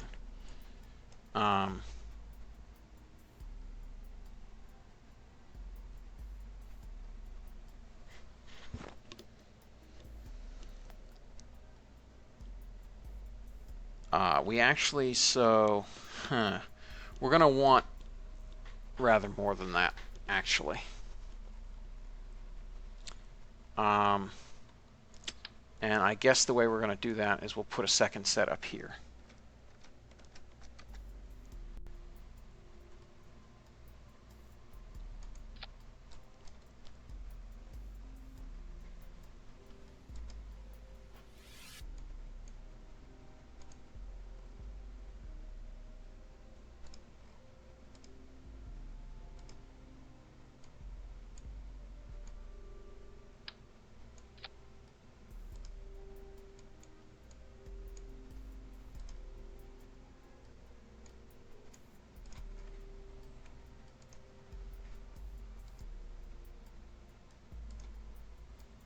All right, I guess we're just, to avoid that bug, we're going to go back to default utilization.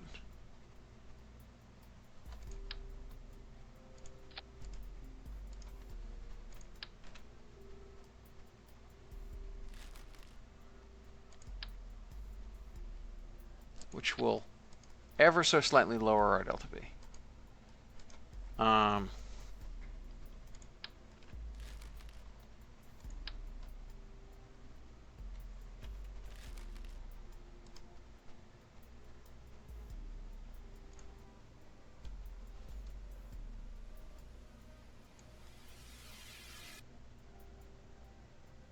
8 minutes. Okay. Now, down here.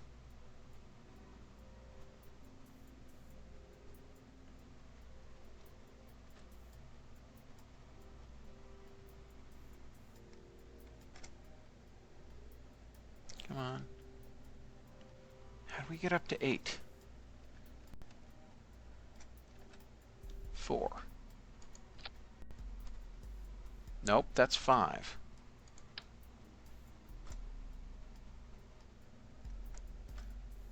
Editor extensions is not cooperating right now. Alright, that's actually sane. Alright, that's more delta V. Now the reason I did that is because this is going to have to circularize itself at its desired altitude. So it's going to need to burn some. And then it's going to need to burn again to deorbit itself. So we're currently looking at 35.74 tons. Now, can we get that into the required orbit? That is an interesting question. I hope the answer to that question is yes.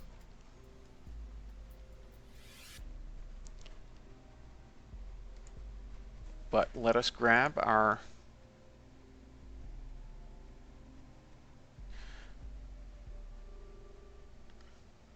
Come on. Load up the subassembly. Trebuchet B. Okay, and now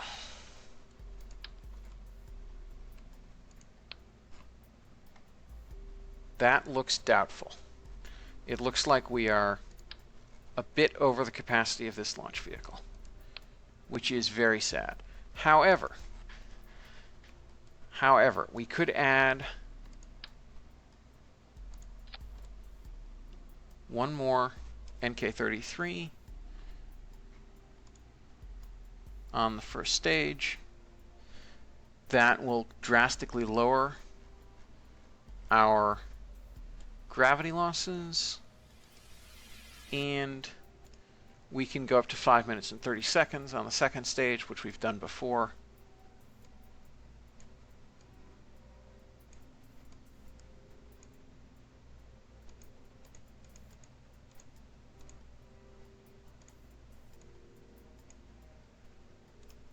And that should probably be enough.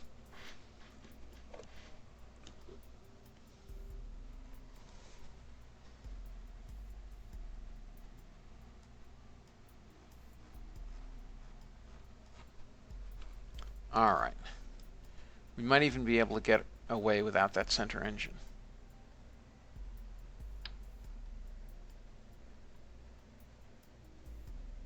Because I don't think we'll have high enough gravity losses to really care about.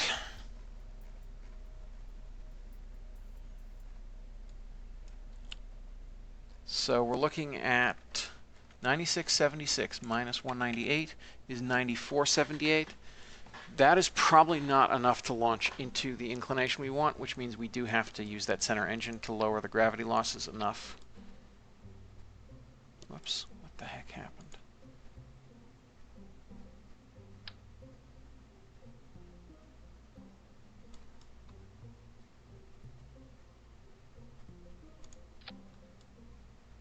No, that's not working. That is working. All right.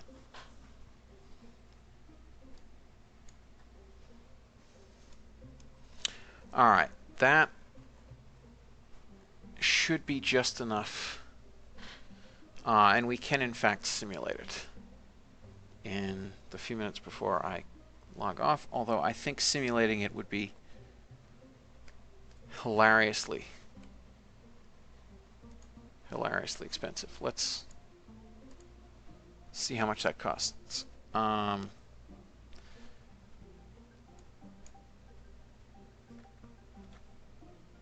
Yeah, 4,700. That's expensive. If we used a dummy payload, it would be cheaper. But I really have to, I think, end here for the night. Oh, that is the other thing. We need to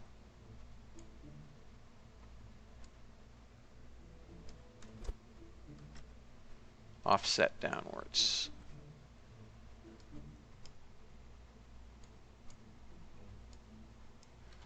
Because we don't want those things to be going through the payload fairing. All right.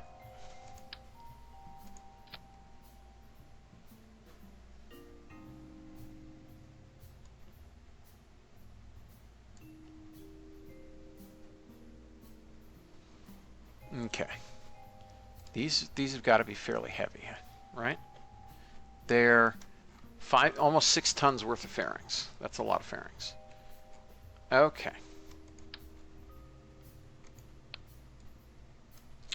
So with that, can't even build it because we don't have money. Have to complete the other missions first. With that, I believe that does it for us. So thank you everyone for watching. I hope that you enjoyed this episode. I hope that it was helpful. You learned something from it. And I hope to see you again soon when we'll launch those 2 crewed missions that we queued up. Thanks, and bye-bye.